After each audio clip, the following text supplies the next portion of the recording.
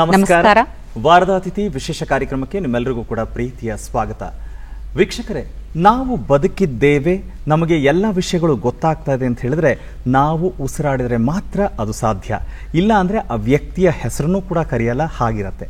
ಯಾಕೆ ಈ ಉಸಿರಿನ ಬಗ್ಗೆ ಮಾತನಾಡ್ತಾ ಇದ್ದೀನಿ ಅಂತ ಹೇಳಿದ್ರೆ, ನಮಗೆ ಒಂದು ಕಡೆ ಬದುಕೋದಕ್ಕೆ ಉಸಿರು ಎಷ್ಟು ಮುಖ್ಯವೋ ಅದೇ ರೀತಿ ಈ ಉಸಿರಿನ ಮೂಲಕ ಹಲವು ರೀತಿಯ ಸಾಧನೆ ಮಾಡೋದಕ್ಕೆ ಸಾಧ್ಯ ಇದೆ ಅಂತ ನಮ್ಮ ವಾದ್ಯ ಕಲಾವಿದರು ತೋರಿಸ್ಕೊಟ್ಟಿದ್ದಾರೆ. ನೀವು ನೋಡಿರೋ ಹಾಗೆ ಹಲವು ವಾದ್ಯಗಳು ಉಸಿರನ್ನು ಬಳಸಿ ನುಡಿಸ್ತಾರೆ. ಅಂದರೆ ಅದು ನಾವು ನೋಡಿದ ತಕ್ಷಣ ಎಷ್ಟು ಚಂದ ಕೇಳುತ್ತೆ ಅಂತ ಅಂದ್ಕೊಳ್ತೀವಿ, ಆದರೆ ಅಂದ್ಕೊಂಡಷ್ಟು ಸುಲಭ ಅಲ್ಲ. ಅಂದರೆ ಅದರ ಒಳಗೆ ನಮಗೆ ಉಸಿರಿನ ಜೊತೆಗಿರುವ ತಪಸ್ಸಿದೆಯಲ್ಲ, ಆ ಸಾಧನೆ ಇದೆಯಲ್ಲ, ಅದಿದ್ದಾಗ ಮಾತ್ರ ಸ್ವರಸ್ಥಾನಗಳು ಸರಿಯಾಗಿ ನುಡಿಯೋದಕ್ಕೆ ಸಾಧ್ಯ. ಇನ್ನು ಅದರೊಟ್ಟಿಗೆ ಒಂದಷ್ಟು ವಾದ್ಯಗಳನ್ನು ನೋಡಿದಾಗ ನಮಗೆ ಇದೆಲ್ಲವೂ ಕೂಡ ಪಾಶ್ಚಿಮಾತ್ಯರು ಕೊಟ್ಟಂಥ ವಾದ್ಯಗಳು, ಆದರೆ ನಮಗೆ ಶಾಸ್ತ್ರೀಯವಾಗಿ ಕರ್ನಾಟಕದಲ್ಲಿ ಬಳಸೋದಕ್ಕೆ ಸಾಧ್ಯನಾ ಅನ್ನುವಂಥ ದೊಡ್ಡ ಪ್ರಶ್ನೆಗೆ ಇದು ಸಾಧ್ಯ ಅಂತ ಸಾಧ್ಯ ಮಾಡಿ ತೋರಿಸಿದ್ದಾರೆ. ಅದರಲ್ಲಿ ಕರ್ನಾಟಕ ಶಾಸ್ತ್ರೀಯ ಸಂಗೀತ ಅಂತ ನೆನಪಿಸ್ಕೊಂಡಾಗ ವೈಲಿನ್. ಇವತ್ತು ನಾವೆಲ್ಲರೂ ಕೂಡ ವೈಲಿನನ್ನು ಏನು ಅಂದ್ಕೊಳ್ತೀವಿ, ಅದು ಶಾಸ್ತ್ರೀಯವಾಗಿ ಬಂದದ್ದು ಅಂತ, ಆದರೆ ಇಲ್ಲ, ಅದು ಪಾಶ್ಚಿಮಾತ್ಯ ವಾದ್ಯ. ಅದೇ ರೀತಿ ನಾವು ಹಿಂದೂಸ್ತಾನಿ ಶಾಸ್ತ್ರೀಯ ಸಂಗೀತಕ್ಕೆ ಬಂದಾಗ ಅಲ್ಲಿ ನಮಗೆ ಕಾಣುವಂಥ ಇನ್ನೊಂದು ಅದ್ಭುತವಾದಂಥ ವಾದ್ಯ ಅಂತ ಹೇಳಿದ್ರೆ ಕ್ಲಾರ್ನೆಟ್. ನಿಜವಾಗ್ಲೂ ನಮಗೆ ಹೆಮ್ಮೆ ಅನಿಸುತ್ತೆ, ಅಭಿಮಾನ ಅನಿಸುತ್ತೆ. ಇವತ್ತು ಕ್ಲಾರ್ನೆಟ್ ಕ್ಷೇತ್ರದಲ್ಲಿ ಅಂತಾರಾಷ್ಟ್ರೀಯ ಮಟ್ಟದಲ್ಲಿ ಸಾಧನೆ ಮಾಡಿದ ಒಬ್ಬ ವ್ಯಕ್ತಿಯ ಜೊತೆಗೆ ನಾವು ಕೂತ್ಕೊಂಡು ಇವತ್ತಿನ ಸಂಚಿಕೆ ಮಾತನಾಡ್ತೇವೆ. ಸಂಗೀತ ಅನ್ನೋದು ಇವರ ಪರಂಪರೆಯಲ್ಲಿದೆ, ಇವರ ಮನೆತನದಲ್ಲಿದೆ, ರಕ್ತಗತವಾಗಿ ಬಂದಿದೆ. ತಮ್ಮ ಕಲೆಯ ಮೂಲಕ ರಾಜ್ಯ, ರಾಷ್ಟ್ರ ಮಾತ್ರವಲ್ಲದೆ ವಿದೇಶಗಳಲ್ಲೂ ಕೂಡ ಇವರನ್ನ ಗುರುತಿಸಿ ಗೌರವಿಸಿದ್ದಾರೆ. ಒಂದು ಕಡೆ ಅಂತಾರಾಷ್ಟ್ರೀಯ ಸಂಗೀತ ಸಮ್ಮೇಳನ ಆದಾಗ ಭಾರತವನ್ನು ಪ್ರತಿನಿಧಿಸಿ ಅಧ್ಯಕ್ಷರಾಗ್ತಾರೆ, ಮತ್ತೊಂದು ಕಡೆ ಕೇಂಬ್ರಿಡ್ಜ್ ವಿಶ್ವವಿದ್ಯಾಲಯದಿಂದ ಪುರಸ್ಕೃತಗೊಳ್ತಾರೆ. ಹಾಗೆ ಕರ್ನಾಟಕದಿಂದ ಮೊದಲಿಗರಾಗಿ ಸೂರ್ಮಣಿ ಪ್ರಶಸ್ತಿಯನ್ನು ಕೂಡ ಪಡಿತಾರೆ. ಅಂತಹ ಅಪ್ರತಿಮ ಸಂಗೀತ ಸಾಧಕರು, ಕಲಾವಿದರು ಇವತ್ತು ನಮ್ಮೊಟ್ಟಿಗಿದ್ದಾರೆ. ಹಾಗಾದ್ರೆ ಯಾರವರು ಯಾರು ಅನ್ನೋ ಪ್ರಶ್ನೆಗೆ ಉತ್ತರವಾಗಿ ಅವರ ಒಂದು ಕಿರು ಪರಿಚಯವನ್ನ ನೋಡ್ಕೊಂಡು ಬರೋಣ.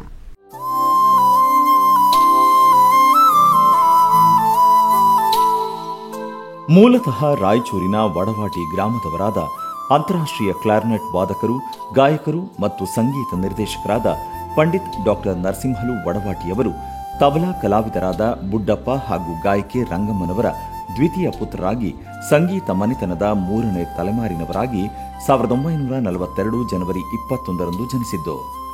ಗುರುಗಳಾದ ಪಂಡಿತ್ ಸಿದ್ದರಾಮ ಜಂಬಲ್ದಿನ್ನಿಯವರಿಂದ ಗ್ವಾಲಿಯರ್ ಮತ್ತು ಜೈಪುರ್ ಘರಾಣೆ ಶೈಲಿಯಲ್ಲಿ ಹಿಂದೂಸ್ತಾನಿ ಶಾಸ್ತ್ರೀಯ ಗಾಯನವನ್ನು ಕಲಿತು ಏಕಲವ್ಯನಂತೆ ಕ್ಲಾರ್ನೆಟ್ಗೆ ಅಳವಡಿಸಿ ಇಡೀ ಭಾರತದಲ್ಲಿ ಮೊದಲಿಗರಾಗಿ ಹಿಂದೂಸ್ತಾನಿ ಶಾಸ್ತ್ರೀಯ ಸಂಗೀತದ ಗಾಯಕಿ ಶೈಲಿಯನ್ನು ಕ್ಲಾರ್ನೆಟ್ಗೆ ಅಳವಡಿಸಿದ ಕ್ಲಾರ್ನೆಟ್ ಮಾಂತ್ರಿಕ ಡಾಕ್ಟರ್ ಪಂಡಿತ್ ನರಸಿಂಹಲು ವಡವಾಟಿ. ಅಂತಾರಾಷ್ಟ್ರೀಯ ಕ್ಲಾರ್ನೆಟ್ ಅಸೋಸಿಯೇಷನ್ ಅಮೆರಿಕಾದಲ್ಲಿ ನಡೆಸಿದ ಇಂಟರ್ನ್ಯಾಷನಲ್ ಕ್ಲಾರ್ನೆಟ್ ಫೆಸ್ಟ್ 2011ಕ್ಕೆ ಅಧ್ಯಕ್ಷರನ್ನಾಗಿ ಆಯ್ಕೆ ಮಾಡಿದ್ದು ಮೊದಲ ಭಾರತೀಯ ಎಂಬ ಹೆಗ್ಗಳಿಕೆಗೆ ಪಾತ್ರರಾಗಿದ್ದಾರೆ.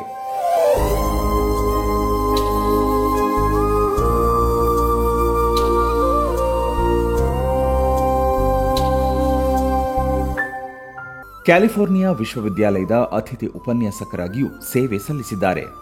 ಹಾತಿ ಫ್ರೆಂಚ್ ಚಲನಚಿತ್ರಕ್ಕೆ ಸಂಗೀತ ನಿರ್ದೇಶನ ಮಾಡಿ ಅಂತಾರಾಷ್ಟ್ರೀಯ ಪ್ರಶಸ್ತಿ ಪಡೆದಿದ್ದಾರೆ.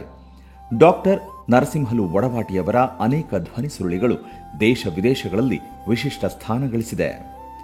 ಭಾರತ ಸರ್ಕಾರದ ಸಂಸ್ಕೃತಿ ಇಲಾಖೆಯ ತಜ್ಞರ ಸಮಿತಿ ಸದಸ್ಯರಾಗಿ ಮತ್ತು ಅನೇಕ ಪ್ರಶಸ್ತಿ ಆಯ್ಕೆ ಸಮಿತಿಯ ಸದಸ್ಯರಾಗಿಯೂ ಕಾರ್ಯನಿರ್ವಹಿಸಿದ್ದಾರೆ. ರಾಯಚೂರಿನಲ್ಲಿ ಸ್ವರಸಂಗಮ ಸಂಗೀತ ವಿದ್ಯಾಲಯದ ಮೂಲಕ ನೂರಾರು ವಿದ್ಯಾರ್ಥಿಗಳಿಗೆ ಬದುಕು ಕಲ್ಪಿಸಿಕೊಟ್ಟಿದ್ದಾರೆ.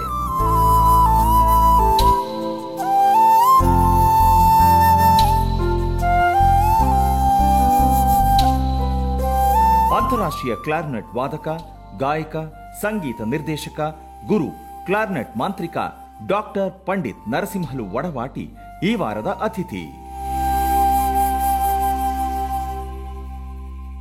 ಗುರುಗಳೇ, ನಿಮಗೆ ವಾರದ ಅತಿಥಿ ಕಾರ್ಯಕ್ರಮಕ್ಕೆ ಆತ್ಮೀಯವಾದ ಸ್ವಾಗತ. ನಮಸ್ಕಾರ. ಗುರುಗಳೇ, ನಿಮ್ಮೂರು ರಾಯಚೂರು, ಆದ್ರ ನಿಮ್ಮ ಕಲೆ, ಪ್ರತಿಭೆ, ಸಾಧನೆ ಐತಲ್ಲ, ಚೂರ್ಪಾರ್ ಅಲ್ಲದು.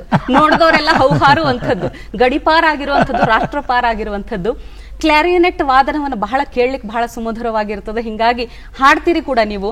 ಮೊದಲು ನಾವು ಕ್ಲಾರಿನೆಟ್ ವಾದನವನ್ನೇ ಕೇಳಬೇಕು ಅಂತ ಬಯಸ್ತಾ ಇದ್ದೀವಿ. ಆಯ್ತಮ್ಮ, ಖಂಡಿತ.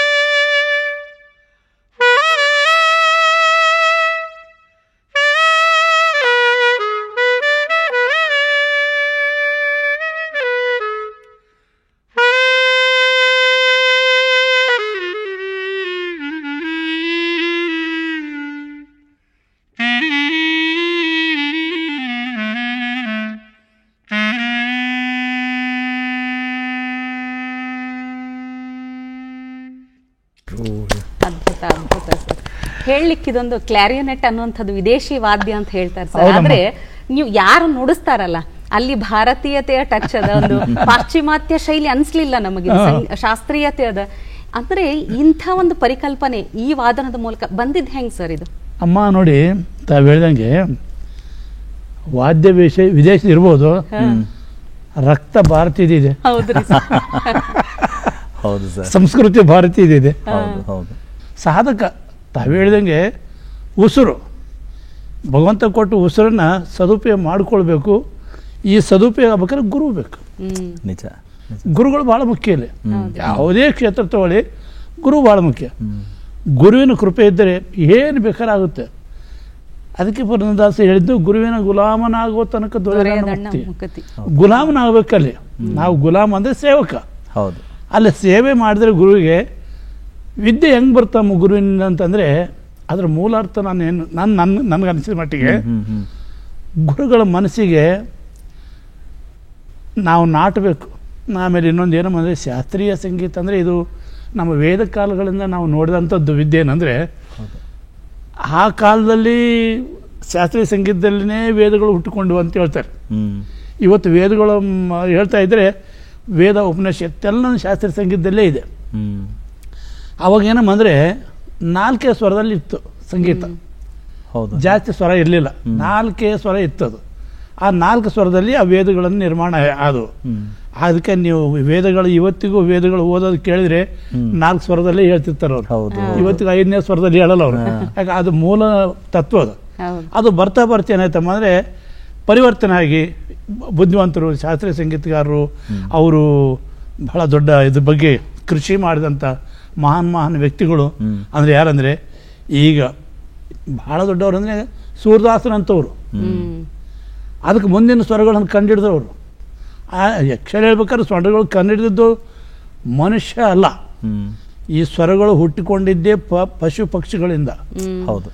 ಈ ಪಶು ಪಕ್ಷಿಗಳಲ್ಲಿ ಯಾವ ಪಕ್ಷಿಯಲ್ಲಿ ಏನು ಸ್ವರ ಬರ್ತದೆ ಅಂತ ಕಂಡಿದ್ದು ಮಹಾತ್ಮರು. ಆವಾಗ ಏನಂದ್ರೆ ಅದನ್ನೆಲ್ಲ ಕ್ರೋಢೀಕರಿಸಿ ಏನೊಂದು ಶಾಸ್ತ್ರೀಯ ಸಂಗೀತ ರೂಪ ತಂದ್ರಲ್ಲ, ಇವತ್ತು ಅವ್ರನ್ನ ನಾವು ಎಷ್ಟು ನೆನೆಸ್ಕೋಬೇಕಂತಂದ್ರೆ, ಅವ್ರು ಇವತ್ತು ಇರ್ಲಿಕ್ಕಿಲ್ಲ, ಅವರು ಸ್ವರಗಳಲ್ಲಿದ್ದಾರೆ. ಸ್ವರಗಳಿದ್ದಾರೆ. ಅದಕ್ಕೆ ಸಪ್ತ ಸ್ವರನೇ ಅಂತ ಹೆಸರು ಹೇಳಿದ್ರು. ಅದಕ್ಕೆ ಸಪ್ತ ಸ್ವರನೇ ಯಾಕೆ ಹೇಳಿದ್ರು? ಸಪ್ತ ಸ್ವರ, ಸಪ್ತ ಋಷಿ, ಸಪ್ತ ನದಿ, ಸಪ್ತಪದಿ, ಎಲ್ಲ ಸಪ್ತನೇ ಇದೆ. ಸಪ್ತ ಬಿಟ್ಟು ಏನೂ ಇಲ್ಲ. ಅದಕ್ಕೆ ಆ ಸಪ್ತ ಅನ್ನೋ ಶಬ್ದ ಇದೆಯಲ್ಲ, ಅದರಿಂದ ನಾವು ಬರುವಂಥವ್ರು. ನಮ್ಮ ಭಾಗ್ಯ ಭಗವಂತ ಸಂಗೀತಕ್ಕೆ ಹಾಕಿದ್ದಾನೆ, ಇದು ನಮ್ಮ ಪುಣ್ಯ ಅಂತ ನಾನು ಭಾವಿಸ್ತಾ ಇದ್ದೀನಿ. ತಾತ ಶಹನಾಯಿ ನುಡಿಸ್ತಾ ಇದ್ರು, ಅಪ್ಪ ತಬಲಾ ನುಡಿಸ್ತಾ ಇದ್ರು, ಅಮ್ಮ ಹಾಡ್ತಾ ಇದ್ರು, ಅಮ್ಮನ ಕಡೆ ತುಂಬಾ ಜನ ಹಾಡ್ತಾ ಇದ್ರು. ಹೌದು. ಆದ್ರೆ ಸರ್, ನೀವು ಹಾಡೋದಕ್ಕೆ ಸೇರ್ತೀರಾ. ಹೌದು. ಆದ್ರೆ ಅದ್ರ ಜೊತೆಗೆ ಕ್ಲಾರ್ನೆಟ್ ವಾದನನೇ ಯಾಕೆ ಆಯ್ಕೆ ಮಾಡ್ಕೊಂಡ್ರಿ ಸರ್?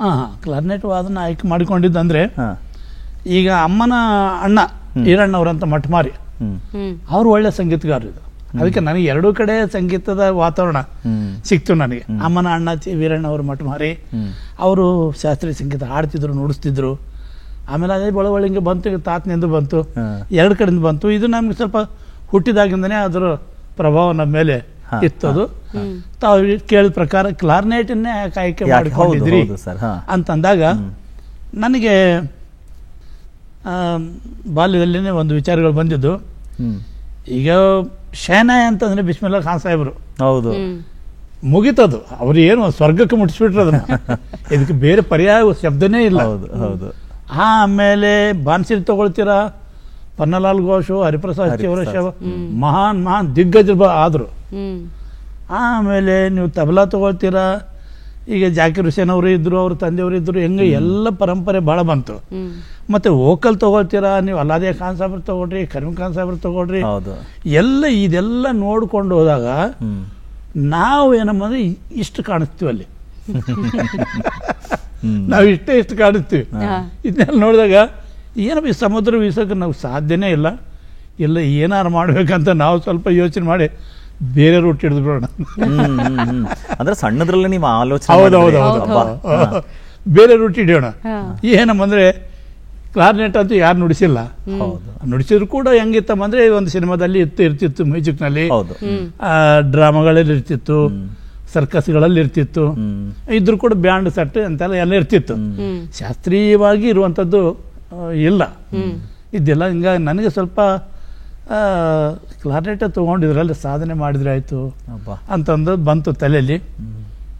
ನಾನು ನಮ್ಮ ಗುರೂಜಿ ಪಂಡಿತ್ ಶ್ರೀ ಸಿದ್ದರಾಮ್ ಜಂಬುದಿನಿ ಅವರು ವೋಕಲಿಸ್ಟ್ ಅವರು ಗಾನ ಯೋಗಿ ಪಂಡಿತ್ ಪಂಚಾಕ್ಷರ ಗವಾಯಿಗಳ ಶಿಷ್ಯರು.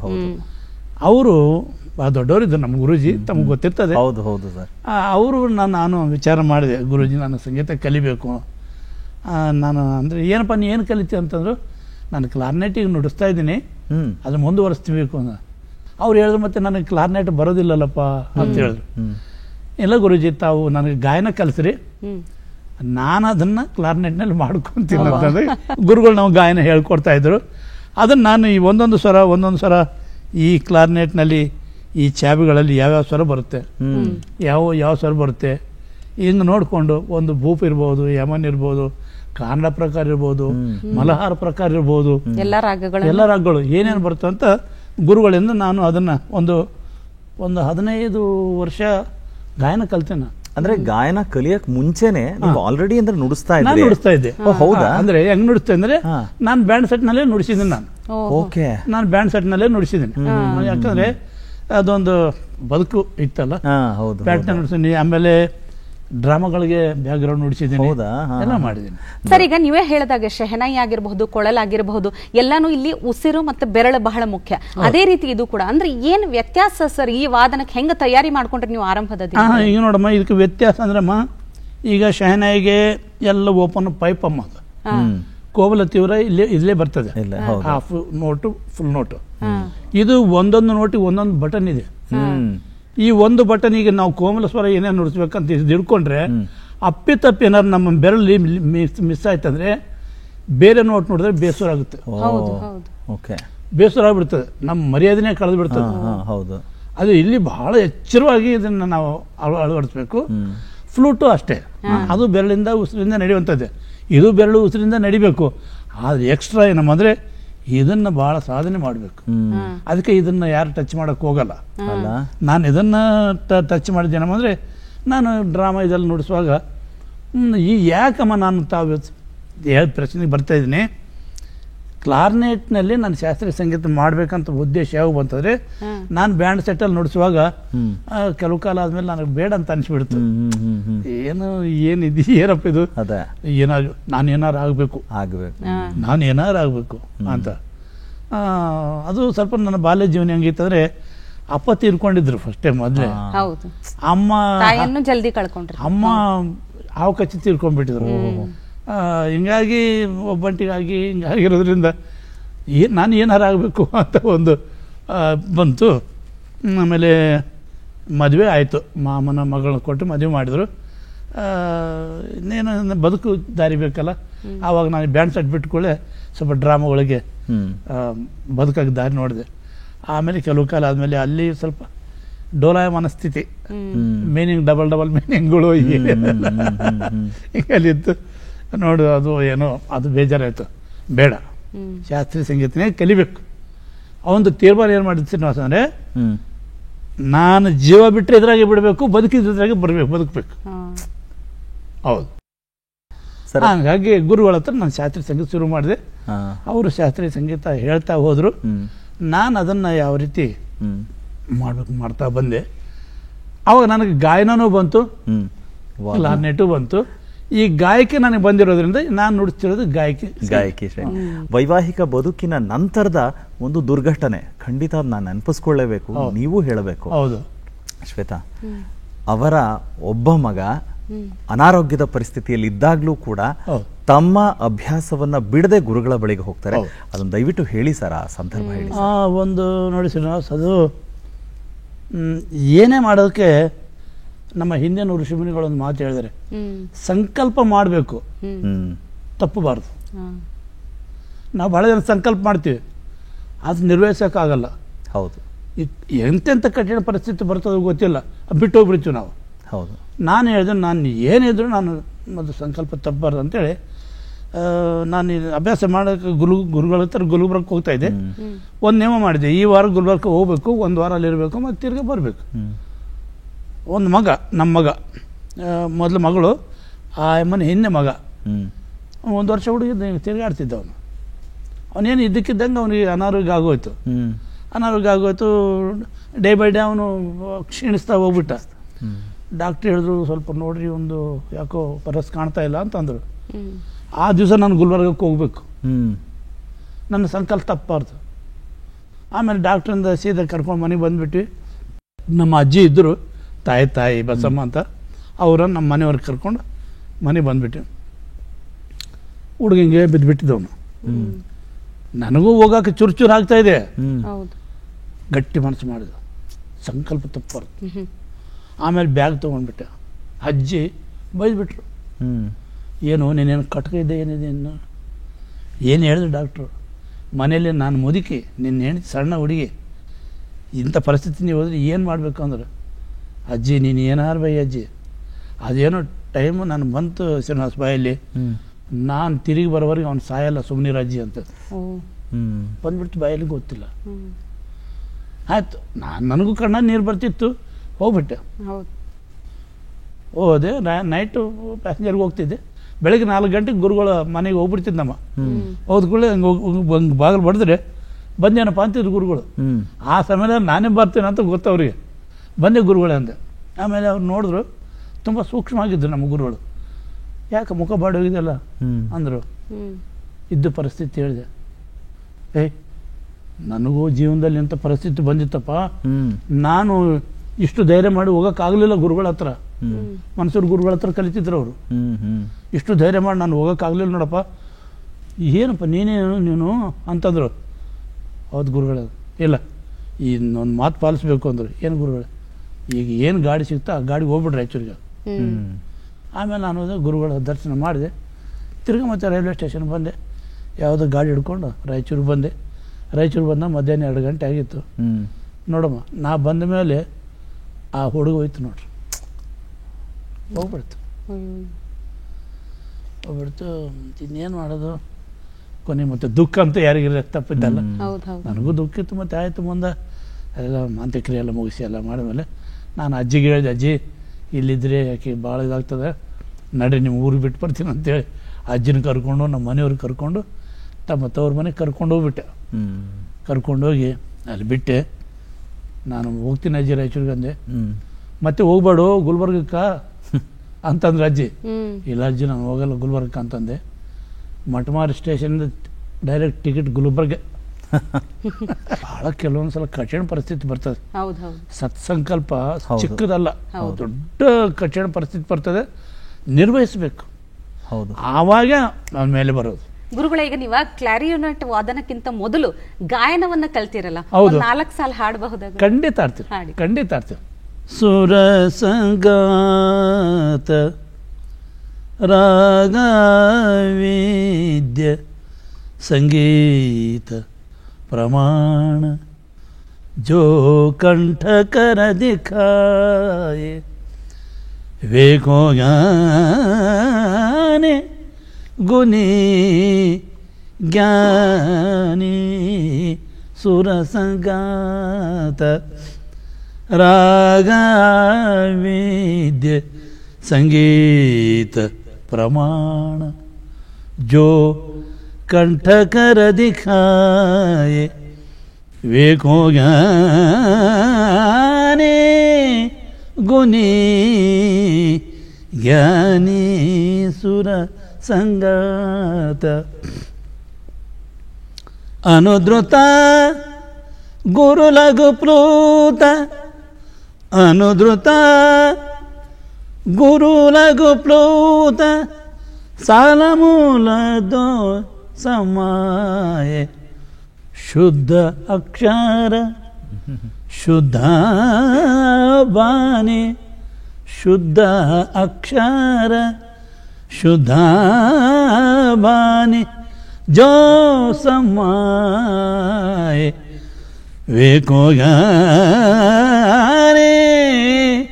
ಗುಣಿ ಜ್ಞಾನಿ ಸುರ ಸಂಗಾತ ರಾಗವಿದ್ಯೆ ಸಂಗೀತ ಪ್ರಮಾಣ ಜೋ ಕಂಠ ಕರದಿ ಕಾಯೆ. ಅಲ್ಲ, ಇಲ್ಲಿ ಗುರುಗಳ ವಯಸ್ಸು ಹೇಳ್ಬೇಕು ನಾವು, ಇಲ್ಲ, ಯಾಕಂದ್ರೆ ಹೌದು, ನಾನು ಹಂಗೆ 84 ಅನ್ಕೊಂಡೆ. ವಯಸ್ಸಿಗೆ ಇಷ್ಟು ಆರೋಗ್ಯ ಮತ್ತಿಷ್ಟು ಧ್ವನಿ ಕಾಪಾಡ್ಕೊಂಡು ಬಂದಿರಿ ನೀವು. ಅದರಲ್ಲೂ ಅಷ್ಟು ಸಂಗತಿಗಳು ಪಲಕಗಳನ್ನ ನುಡಿಯೋದಂದ್ರೆ ಅದು ಅಷ್ಟು ಸರಳದ ಮಾತು. ಗುರುಕೃಪಮ್ಮ, ಗುರುಕೃಪ. ಅದೇ ಗುರುಗಳ, ನೀವು ಗುರುಕೃಪಾ ಅಂತ ಹೇಳ್ತಿದಿರಲ್ಲ, ನಾನು ಅದನ್ನೇ ಕೇಳಬೇಕು ಅನ್ಕೊಂಡೆ. ನನಗೆ ನಿಮ್ಮನ್ನ ಮತ್ತೆ ನಿಮ್ ಗುರುಗಳ ಒಡನಾಟ, ಬಾಂಧವ್ಯ, ಸಂಬಂಧಗಳನ್ನ ನೋಡಿದಾಗ ನನಗೆ ನೆನಪಾಗೋದು, ಒಂದ್ ಕಡೆ ಪರಮಹಂಸರು, ಇನ್ನೊಂದ್ ಕಡೆ ಸ್ವಾಮಿ ಗುರುದೇವ ವಿವೇಕಾನಂದರು. ಗುರುದೇವ ಗುರುದೇವ ಯಾಕೆಂದ್ರೆ ಅವ್ರು ಇಟ್ಟಂತ ಗುರುಭಕ್ತಿಗೆ ಎಂಥ ಒಂದು ಅದ್ಭುತವಾದಂಥ ಸಾಧನೆ ಮಾಡಿ ಅವ್ರ ಹೆಜ್ಜೆಗಳನ್ನು ಇಡ್ತಾ ಹೋಗ್ತಾರೆ. ನೀವು ಬಹುಶಃ ಅದೇ ಥರ ಅಂತ ಅಂದ್ಕೊಳ್ತೀನಿ. ಯಾಕಂದ್ರೆ ನಿಮ್ಮ ಗುರುಗಳ ಇಬ್ಬರು ಮಧ್ಯದ ಒಡನಾಟ ಏನಿತ್ತಲ್ಲ, ನಿಜವಾಗ್ಲೂ ದಯವಿಟ್ಟು ಅದನ್ನು ಹೇಳಬೇಕು. ನಮ್ಮ ಗುರುಗಳು ನನಗೆ ಅದನ್ನೇ ಹೇಳ್ತಾ ಇದ್ರು. ಅವ್ರ ಅಂತಿಮ ಕಾಲ ಬಂತು. ಅವ್ರ ಕ್ಯಾನ್ಸರ್ ಆಯಿತು. ಕೊನೆಗೆ ಗಂಟೆ ಕ್ಯಾನ್ಸರ್ ಬಂತು. ಪತ್ರಿಕರ್ತರು ಬಂದು ಇಂಟರ್ವ್ಯೂ ಮಾಡಿದ್ರು ಅವರಿಗೆ. ಗುರುಗಳೇ, ಮತ್ತು ಇಷ್ಟು ದೊಡ್ಡವ್ರು ನೀವು, ಏನು ಗಂಟ್ಲಿಗೆ ಕ್ಯಾನ್ಸರ್ ಬಂತು, ಇಷ್ಟೆಲ್ಲ ನೀವು ಸಂಗೀತ ಆಡಿದ್ರಿ, ಇಷ್ಟೆಲ್ಲ ವಚನ ಸಾಹಿತ್ಯ ಆಡಿದ್ರಿ, ಇಷ್ಟೆಲ್ಲ ದಾಸ ಸಾಹಿತ್ಯ ಆಡಿದ್ರಿ, ಗಂಟ್ಲಿಗೆ ಕ್ಯಾನ್ಸರ್ ಬಂತಲ್ಲ, ಇದಕ್ಕೆ ತಮ್ಮ ಏನು ಅನ್ನಿಸ್ತದೆ ಅಂತಂದರೆ, ಎಂಥ ಮತ್ತು ದೊಡ್ಡ ಮಾತು ಹೇಳಿದ್ರಿ ಶ್ರೀನಿವಾಸ ಅವರು. ಅಲ್ಲಪ್ಪ, ನನ್ನ ಸಂಗೀತ, ನನ್ನ ಸೇವೆ ಪ್ರಾರಬ್ಧ ಕರ್ಮ. ಅದು ಪ್ರಾರಬ್ಧ ಕರ್ಮ ಯಾರಿಗೂ ಬಿಟ್ಟಿಲ್ಲಪ್ಪ. ಮಹಾತ್ಮರಿಗೂ ಬಿಟ್ಟಿಲ್ಲ, ಮನುಷ್ಯರಿಗೂ ಬಿಟ್ಟಿಲ್ಲ, ಪ್ರಾಣಿಗಳಿಗೂ ಬಿಟ್ಟಿಲ್ಲ. ಪ್ರಾರಬ್ಧ ಕರ್ಮ ಅದು. ಅದಕ್ಕೆ ನಾನೇನು ವ್ಯತ್ಯಯ ಪಡೋದಿಲ್ಲ. ಇರೋವರೆಗೆ ನೋವು ಅನುಭವಿಸ್ಬೇಕು, ಅನುಭವಿಸ್ತೀನಿ. ಆದರೆ ಯಾಕೆ ಬಂತಂತ ವ್ಯಥೆ ಇಲ್ಲ. ಈ ಮಾತಾಡಿದ್ರು. ಆಮೇಲೆ ಹೇಳಿದ್ರು, ಮತ್ತು ಈ ನಿಮ್ಮ ತರುವಾಯ ಮುಂದುವರ್ಸ್ಕೊಂಡು ಹೋಗುವಂಥ ಮಕ್ಕಳೇನು ಇದ್ದಾರ ಅಂತಂದರೆ, ಎಂಥ ಮಾತು ಹೇಳಿ ಶ್ರೀನಿವಾಸ ಅವ್ರ ಗುರುಗಳು. ಮಕ್ಕಳಿದ್ದಾರೆ ಎಲ್ಲರಿಗೂ ಪ್ರಪಂಚದಲ್ಲಿದ್ದಾಗ, ನನಗೂ ಮಕ್ಕಳಿದ್ದಾರೆ. ಆದರೆ ನನ್ನ ಉತ್ತರ ಅಧಿಕಾರಿ ಮಾನಸ ಪುತ್ರ, ನನ್ನ ಶಿಷ್ಯ ಅಂತ ನಾನು ತೋರಿಸಿದರು. ಎಂಥ ಪುಣ್ಯ ಕೆಲಸ. ನನ್ನ ಉತ್ತರಾಧಿಕಾರಿ ನನ್ನ ಮಾನಸ ಪುತ್ರ ಎಲ್ಲ ನನಗಿಲ್ಲಿ ತೋರಿಸಿದರು ಅಂಥೇಳಿ ನನಗೆ ಶ್ರೀನಿವಾಸ್ ರೋಮಾಂಚನ ಆಗೋಯ್ತು. ಈ ಮಾತಿನ ಋಣ ನಾನು ಹೆಂಗೆ ತೀರಿಸ್ಕೊಳ್ಳಿ ಅಂತ ಅನಿಸ್ಬಿಡ್ತೀನಿ ನನಗೆ. ಅದು ಭಾಳ ಜವಾಬ್ದಾರಿ ಹೋಯ್ತಲ್ಮ. ಹೌದು, ಹೆಂಗಪ್ಪ ನಾನು ಈ ಮಾತಿನ ಋಣ ತೀರಿಸ್ಕೊಳ್ಳಿ. ಅದೇ ಮನಸ್ಸಿನಾಗ ಇಟ್ಕೊಂಡೆ ಗುರುಗಳ ಹೆಸರಿನಲ್ಲಿ ಮತ್ತೆ ಇನ್ಸ್ಟಿಟ್ಯೂಟ್ ಕಟ್ಟೋ ಪ್ರಯತ್ನ ಮಾಡಿದೆ ನಾನು. ಕೊನೆಗೆ ಗುರುಗಳು ತಮ್ಮ ದೇಹ ಬಿಡುವಾಗ ಏನೋ ಒಂದು ರಾಗ ನಾನು ಕಲಿಸಿದ್ದಾರೆ, ಅದನ್ನ ಹೇಳ್ತೀನಿ. ದಯವಿಟ್ಟು ಅದನ್ನ ನುಡಿಸಿಯೇ ತೋರಿಸ್ಬಿಡಿ ಅಲ್ವಾ. ಅದು ನುಡಿಸಿನೂ ತೋರಿಸ್ತೀನಿ, ಹಾಡಿ ತೋರಿಸ್ತೀನಿ. ಕ್ಯಾ ಬಾತ್, ಡಬಲ್ ಧಮಾಕ ನಮಗೆ. ರಾಗ ಶ್ರೀ ಅಂತ. ಶ್ರೀ ಅದ್ರಾಗ ಏನು ಬರ್ತದೆ ಅಂದರೆ, ಕಹಾಮಯ ಗುರು ढूंढने जाओ, ಬ್ರಹ್ಮ ವಿಷ್ಣುಕು ನಾ ಮಾನೋ, ಅಪನೆರ್ಯ ಹಮೆ ದೇಖೆ ತೋ ಅಪನೆ ಆಪು ಪಾವು ಅಂತ. ಇನ್ನು ನೀವು ಹೊರಗೆ ಹುಡ್ಕಕ್ಕೆ ಹೋಗ್ಬೇಡ ಗುರುನ ಅನ್ನೋ ಒಂದು ಅರ್ಥದಲ್ಲಿ ಅದು ರಾಗಶ್ರೀ ಅಂತ. ಮಲಗಿಬಿಟ್ಟಿದ್ರು, ಹತ್ರ ಕರೆದ್ರು, ಸ್ತ್ರೀ ಕಲಿಸಿನೇನಪ್ಪ ಅಂದರು. ತಾವು ಆಡೋದು ಕೇಳಿದ ಗುರುಗಳಂದರೆ ಹಂಗೆ ಸುಮ್ಮನೆ ಸಣ್ಣ ಧ್ವನಿಯಾಗ ಆ ಬಂದಿಶ್ ನೆನಪು ಹೇಳ್ಕೊಟ್ರು. ಹೆಂಗಿತ್ತಮ್ಮ ಅಂದರೆ ಅದು ಕಾಮೈ ಗುರು ढूंढन जा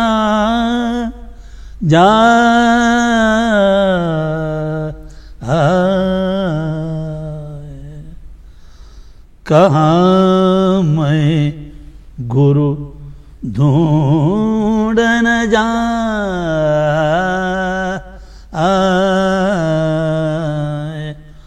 ब्रह्मा विष्णु को मनाओ आपने रे हमें देखे तो अपने आपको पा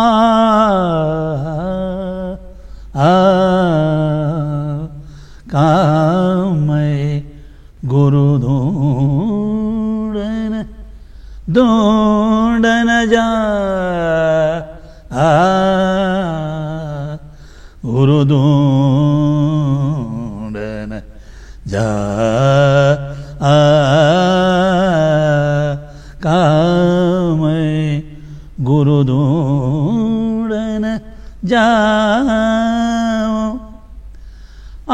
आपने री हाँ मैं देखे तो अपने आप को पाओ कहाँ मैं गुरु ढूंढन जा दा पारे गारे सारे सारे पामा दा मदने दा सा रे ने दा पामा दा पारे रे ಗ ರೇ ಅದ್ಭುತ ಸರ್, ಅದ್ಭುತ. ನುಡಿಸಿದ್ದಾರೆ ಸರ್ ಇದು.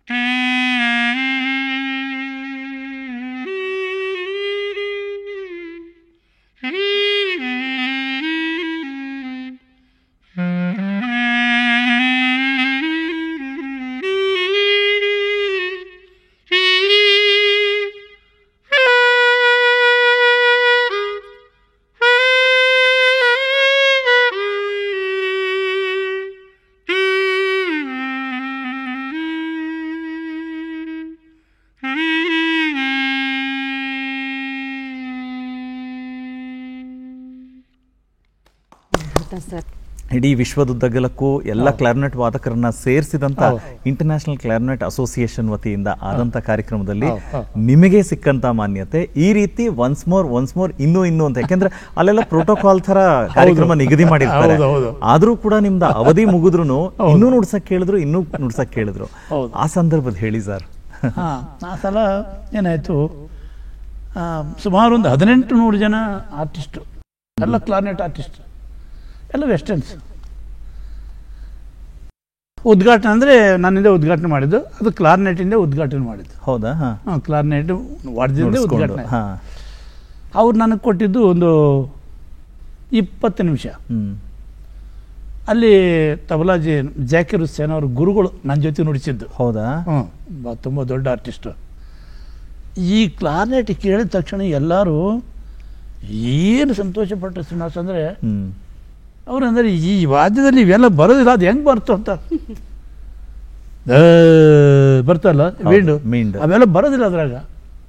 ನೀವು ತೋರಿಸ್ತೀನಿ ಅಲ್ಲಿದು ಇದು ಈ ವಾದ್ಯ ಅಕಸ್ಮಾತ್ ಸ್ವಲ್ಪ ಮಿಸ್ಟೇಕ್ ಆಯ್ತಂದ್ರೆ ನಮ್ಮ ಜೀವನೇ ಕಳೀತದೆ, ಸ್ವರಸ್ಥಾನ ಬೇರೆ ಇಡೀ ಸಾಧನೆಗೆ ಕುಂದು ತರ್ತದೆ. ಅಂದರೆ ಕಾರಣ ಇಷ್ಟೇ, ನಾನು ವಾದ್ಯಗಳಿಗೆ ಸಾಮಾನ್ಯವಾಗಿ ಗತ್ತಂತಿರುತ್ತೆ, ಹೌದು, ಗತ್ ಮಾಡಿ ನುಡಿಸ್ತಾರೆ. ನಾನು ಹಂಗಲ್ಲ, ಬಂದೀಶ್ ನುಡಿಸ್ತೀನಿ. ನಾನು ಚೀಜಿನ ಬಂದೀಶೇ ನುಡಿಸ್ತೀನಿ. ಈಗ ತಮಗೆ ಹೇಳಿದ್ನಲ್ಲ, ಹೌದು, ಕಹಾ ಮೈ ಗುರು ಧೋರಣೆ, ಅದನ್ನೇ ನಾನು ನುಡಿಸ್ತಿರ್ತೀನಿ. ಅದು ಅವ್ರಿಗೆ ಆಶ್ಚರ್ಯ ಆಗುತ್ತೆ. ಇದು ಈ ಬಂದೀಶ್ ಏನಾಗುತ್ತೆ ಶ್ರೀನಿವಾಸ್ ಅಂದರೆ, ಇದ್ರಾಗ ಏನೇನು ಸೇರಿಕೊಳ್ಳುತ್ತೆ, 5 ಮುಖ ಸೇರಿಕೊಳ್ಳುತ್ತೆ. ಶ್ರುತಿ, ಸ್ವರ, ಲಯ, ತಾಳ, ಭಾವ, 5 ಮುಖ ಸೇರಿಕೊಳ್ತಾರೆ.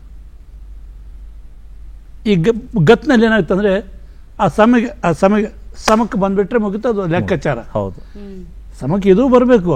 ಆದರೆ ಸಮಕ್ಕೆ ಬರೋದಕ್ಕಿಂತ ಮುಂಚೆ ಅದೊಂದು ಪ್ರಾಯೋಗಿಕವಾಗಿ ಬರೋದಿದೆಯಲ್ಲ, ಇದು ಅದಕ್ಕೆ ಹಿಂದಿನ ದೊಡ್ಡವ್ರು ಏನು ಹೇಳ್ತಾರೆ ಅಂದರೆ, ಲಾಕ್ ಬಜವಾಯ ಕೌಡಿ ಗವಾಯ್ ಅಂತ.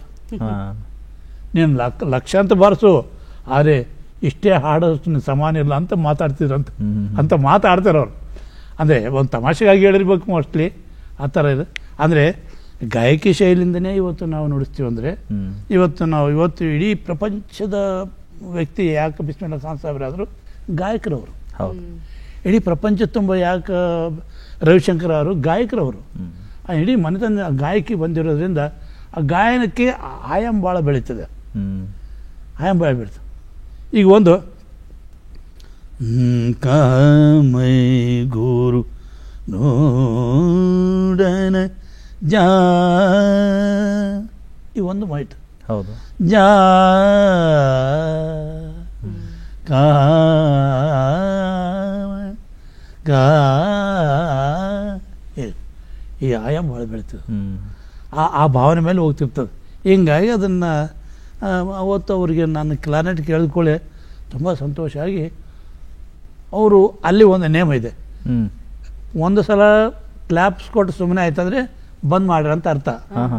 ಒಂದು ಸಲ ಕ್ಲಾಪ್ಸ್ ಕೊಟ್ಟು ಸುಮ್ಮನೆ ಆಗಿ ಮತ್ತೆ ಕ್ಲಾಪ್ಸ್ ಕೊಟ್ಟರೆ ಕಂಟಿನ್ಯೂ ಮಾಡಿ ಅಂತ ಅವ್ರದಿಷ್ಟೇ ಒನ್ಮೇರ್ ಅಂತ ಹೇಳೋದು.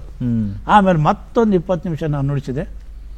ಭಾಳ ಸಂತೋಷ ಆಗಿ ಎಲ್ಲರೂ ಅವ್ರಿಗೆ ನಾನು ಭೇಟಿಯಾಗಿ ಏನು ಮಾತಾಡಬೇಕು ನನಗೆ ಅರ್ಥ ಆಗಲಿಲ್ಲ. ನನಗದು ಕಣ್ಣೀರೇ ಬಂದುಬಿಡ್ತು ನನಗೆ. ಏನು ಬಾಬು ಅಂತ ನಾನು ಯಾರು ಏನು, ಎಲ್ಲಿ ಅಮೇರಿಕಾ, ಎಲ್ಲಿ ಜನ, ಏನು ಇಷ್ಟೆಲ್ಲ ಆಗುತ್ತೆ, ಎಷ್ಟೆಲ್ಲಕ್ಕೂ ತಾವು ಹೇಳಿದಂಗೆ ಗುರು ಕೃಪೆ. ಸ್ವಾಮಿ ವಿವೇಕಾನಂದರು ಅವ್ರ ಗುರುಗಳು ಎಲ್ಲೇ ಇದ್ದರು, ಅವ್ರು ಮಾತಾಡಿದ್ರು. ಎಲ್ಲರೂ ಒಂದೊಂದೇ ಗ್ರಂಥದ ಬಗ್ಗೆ ಮಾತಾಡಿದ್ರೆ, ವಿಶ್ವ ಗ್ರಂಥಗಳ ಬಗ್ಗೆ ಇವ್ರು ಮಾತಾಡಿದ್ರು, ಇಡೀ ವಿಶ್ವದ ಗ್ರಂಥಗಳ ಬಗ್ಗೆ. ಸರ್, ಇದಷ್ಟೇ ಅಲ್ಲ, ಅಂದ್ರೆ ನೀವು ಕ್ಯಾಲಿಫೋರ್ನಿಯಾ ವಿಶ್ವವಿದ್ಯಾಲಯದಲ್ಲಿ ಅತಿಥಿ ಉಪನ್ಯಾಸಕರಾಗಿ ಸೇವೆ ಸಲ್ಲಿಸ್ತೀರಿ. ಕೇಂಬ್ರಿಡ್ಜ್ ಯೂನಿವರ್ಸಿಟಿ ನಿಮಗೆ outstanding artist of the 20th century ಅನ್ನೋ ಪ್ರಶಸ್ತಿ ನೀಡಿ ಗೌರವಿಸಿದೆ. ಅಂದ್ರೆ ನೀವು ಮೊದಲೇ ನಿಮ್ಮ ಗುರಿ ಸ್ಪಷ್ಟವಾಗಿತ್ತು, ಮಾಡಿದ್ರೆ ದೊಡ್ಡ ಹೆಸರು ಮಾಡಬೇಕು, ಅಪರೂಪದ ಸಾಧನೆ ಮಾಡಬೇಕು. ಅದು ಒಂದೊಂದೇ ನೆರವೇರಿದಾಗ ಆ ಒಂದು ಅನುಭವ ಹೆಂಗಿತ್ತು ಸರ್? ಅಂದ್ರೆ ನಿಮ್ಮ ಕಲೆ ಎಲ್ಲೆಲ್ಲಿ ಕರ್ಕೊಂಡು ಹೋಗ್ತಿತ್ತಲ್ಲ ನಿಮ್ಮನ್ನು? ಅಮ್ಮ, ಒಂದು ಅನುಭವ ಏನಾಗ್ತದೆ ನನಗೆ, ಬಹಳಷ್ಟು ಅನುಭವ ನನಗೆ ಹೆಚ್ಚಾಗಿ ದೈವ ಕಡೆ ಹೋಗ್ಬಿಡ್ತದೆ. ಇದೇನು ದೈವಶಕ್ತಿ ನನ್ನಿಂದ ಮಾಡ್ತಾ ಇದೆ. ತಾವು ಹೇಳಿದ್ರೆ ಅವಾಗ ಉಸಿರು. ಹೌದು, ಉಸಿರಿದ್ರೆ ಉಸಿರು ಹೋದ್ಮೇಲೆ ಶವ. ಉಸಿರು ಆಡತಾನೆ ನಾವು. ಹೊರಗೋದು ಉಸಿರು ಒಳಗೆ ಬರುತ್ತಂತ ಗ್ಯಾರಂಟಿ ನಮಗೇನಿಲ್ಲ. ಒಂದು ನಾನು ತಿಳ್ಕೊಂಡಿದ್ದೇನೆ ಅಂದರೆ, ಉಸಿರಿರೋವರೆಗೆ ನಾವು ಏನಾದ್ರು ಮಾಡಬೇಕು. ಅದಕ್ಕೆ ಇಲ್ಲಿ ಬಸವಣ್ಣವರು ಒಂದು ವಚನ ಹೇಳಿದರು, ಹೊತ್ತಾರೆ ಎದ್ದು ಹಗ್ಗವಣಿ ಪತ್ರಿಯೇ ತಂದು ಹೊತ್ತು ಹೋಗದ ಮುನ್ನ ಪೂಜಿಸು ಲಿಂಗವ, ಹೊತ್ತು ಹೋದ ಬಳಿಕ ನಿನ್ನ ನಾರು ಬಲ್ಲರು, ಹೊತ್ತು ಹೋದ ಬಳಿಕ ನಿನ್ನ ನಾರು ಬಲ್ಲರು, ಹೊತ್ತು ಹೋಗದ ಮುನ್ನ ಮೃತ್ಯು ಮುಟ್ಟದ ಮುನ್ನ ತೊತ್ತು ಕೆಲಸ ಮಾಡು ನಮ್ಮ ಕೂಡಲ ಸಂಗಮ ದೇವರು. ಅಂದರೆ ಈ ಉಸಿರು ಮುಗಿಯೋದ್ರೊಳಗೆ ಚಿಕ್ಕದೊಂದು ಒಳ್ಳೇದು ಮಾಡಪ್ಪ, ಇಡೀ ಲೈಫ್ ಅಂತ ಏನೇನು ಮಾಡು, ಆದ್ರೆ ಒಂದು ಅಲ್ಲಿ ಹೇಳೋದಕ್ಕೊಂದು ಚಿಕ್ಕದೊಂದು ಕೆಲಸ ಮಾಡೋದು ಅಂತ. ಹೊತ್ತಾರೆ ಎದ್ದು ಗುರುಗಳ ಕಂಪೋಸಿಷನ್, ಜಮುದ್ದೀನ್ ಗುರುಜಿ ಕಂಪೋಸಿಷನ್, ಅದೊಂದು ಅವ್ರ ಕಂಪೋಸಿಷನ್ ಇತ್ತಲ್ಲ, ಇನ್ಯಾರು ಮಾಡ್ಲಿಕ್ಕೆ ಹತ್ತಾರ ಆಗಲ್ಲ. ಹೊತ್ತಾರೆ ಎದ್ದು ಹಗ್ಗವಣಿ ಪತ್ರಿಯ ತಂದು ಹೊತ್ತು ಹೋಗದ ಮುನ್ನ ಪೂಜಿಸೋ ಲಿಂಗವ, ಹೊತ್ತಾರೆ ಎದ್ದು ಹೊತ್ತು ಹೋದ ಬಳಿಕ ನಿನ್ನನ್ನಾರು ಬಲ್ಲರು, ಹೊತ್ತು ಹೋಗದ ಮುನ್ನ ಮೃತ್ಯು ಮುಟ್ಟದ ಮುನ್ನ ತೊತ್ತು ಕೆಲಸವ ಮಾಡು ನಮ್ಮ ಕೂಡಲ ಸಂಗಮ ದೇವರ, ಹೊತ್ತಾರೆ ಎದ್ದು ಹೇಳಿದ್ರೆ ಮಾತು. ಉಸಿರೋವರೆಗೆ ಅದನ್ನು ಉಪಯೋಗ ಮಾಡ್ಕೊ. ಉಸಿರೋದ ಮೇಲೆ ಏನು ಮಾಡ್ಲಿಕ್ಕಾಗಲ್ಲ. ಹೊತ್ತಾರಂದರೆ ಜೀವನದಲ್ಲಿ ಮೊದಲು ಎಚ್ಚೆತ್ಕೋ ಅಂತ ಸರ್. ಹೊತ್ತು ಹೋಗೋದ ಮುನ್ನ, ಹೊತ್ತು ಮುಣಗದ ಮುನ್ನ ಅಂತ ಆಗ್ಬೋದು, ಅಥವಾ ಹೊತ್ತು ಹೋಗೋದ ಮುನ್ನ. ಹ್ಮ್ ಎರಡು ಅರ್ಥ. ಹೌದು ಹೌದು ಹೌದು. ಗುರುಗಳ, ನೀವೀಗ ಕೂಡಲ ಸಂಗಮ ಅಂತ ನೆನಪಿಸ್ಕೊಂಡಿದ ತಕ್ಷಣ ನನಗೆ ನೀವು ಕರ್ನಾಟಕ ಸಂಗೀತ ನೃತ್ಯ ಅಕಾಡೆಮಿಗೆ ಅಧ್ಯಕ್ಷರಾದಂಥ ಅವಧಿಯಲ್ಲಿ ಮಾಡಿದ ಕೆಲಸಗಳು ಇವತ್ತು ಮಾತನಾಡ್ತಾರೆ. ಜೊತೆಗೆ ನಿಮ್ಮ ಕಾರ್ಯಕ್ರಮ ಅಂತ ಶುರು ಮಾಡಿದ್ರೆ ನೀವು ಬಸವಣ್ಣನಿಗೆ ಗೌರವ ಕೊಡೋ ಮುಖಾಂತರ ಕೂಡಲ ಸಂಗಮದಿಂದ ಹಿಡಿದು ಕಲ್ಯಾಣ ಕರ್ನಾಟಕ ಅಂದ್ರೆ ಈ ಭಾಗಕ್ಕೆ ಕಾರ್ಯಕ್ರಮಗಳನ್ನ ಆರಂಭ ಮಾಡಿ ಅಲ್ಲಿಯೇ ಮುಕ್ತಾಯ ಮಾಡೋದಿದೆಯಲ್ಲ ನಿಮ್ಮ ಇಡೀ ಅವಧಿಯ ವಿಚಾರಗಳನ್ನ. ಆ ಸಂದರ್ಭ ಹೇಳಿ. ಅಚ್ಚಾ, ನನಗೆ ಸಂಕಲ್ಪ ಏನು ಶ್ರೀನಿವಾಸ ಅಂದರೆ, ಭಗವಂತನಿಂದ ಬಂದಂಥ ಒಂದು ಅವಕಾಶ ಭಗವಂತನಿಗೆ ಅರ್ಪಿತ ಆಗಲಿ ಅಂತ, ಮತ್ತೇನಿಲ್ಲ.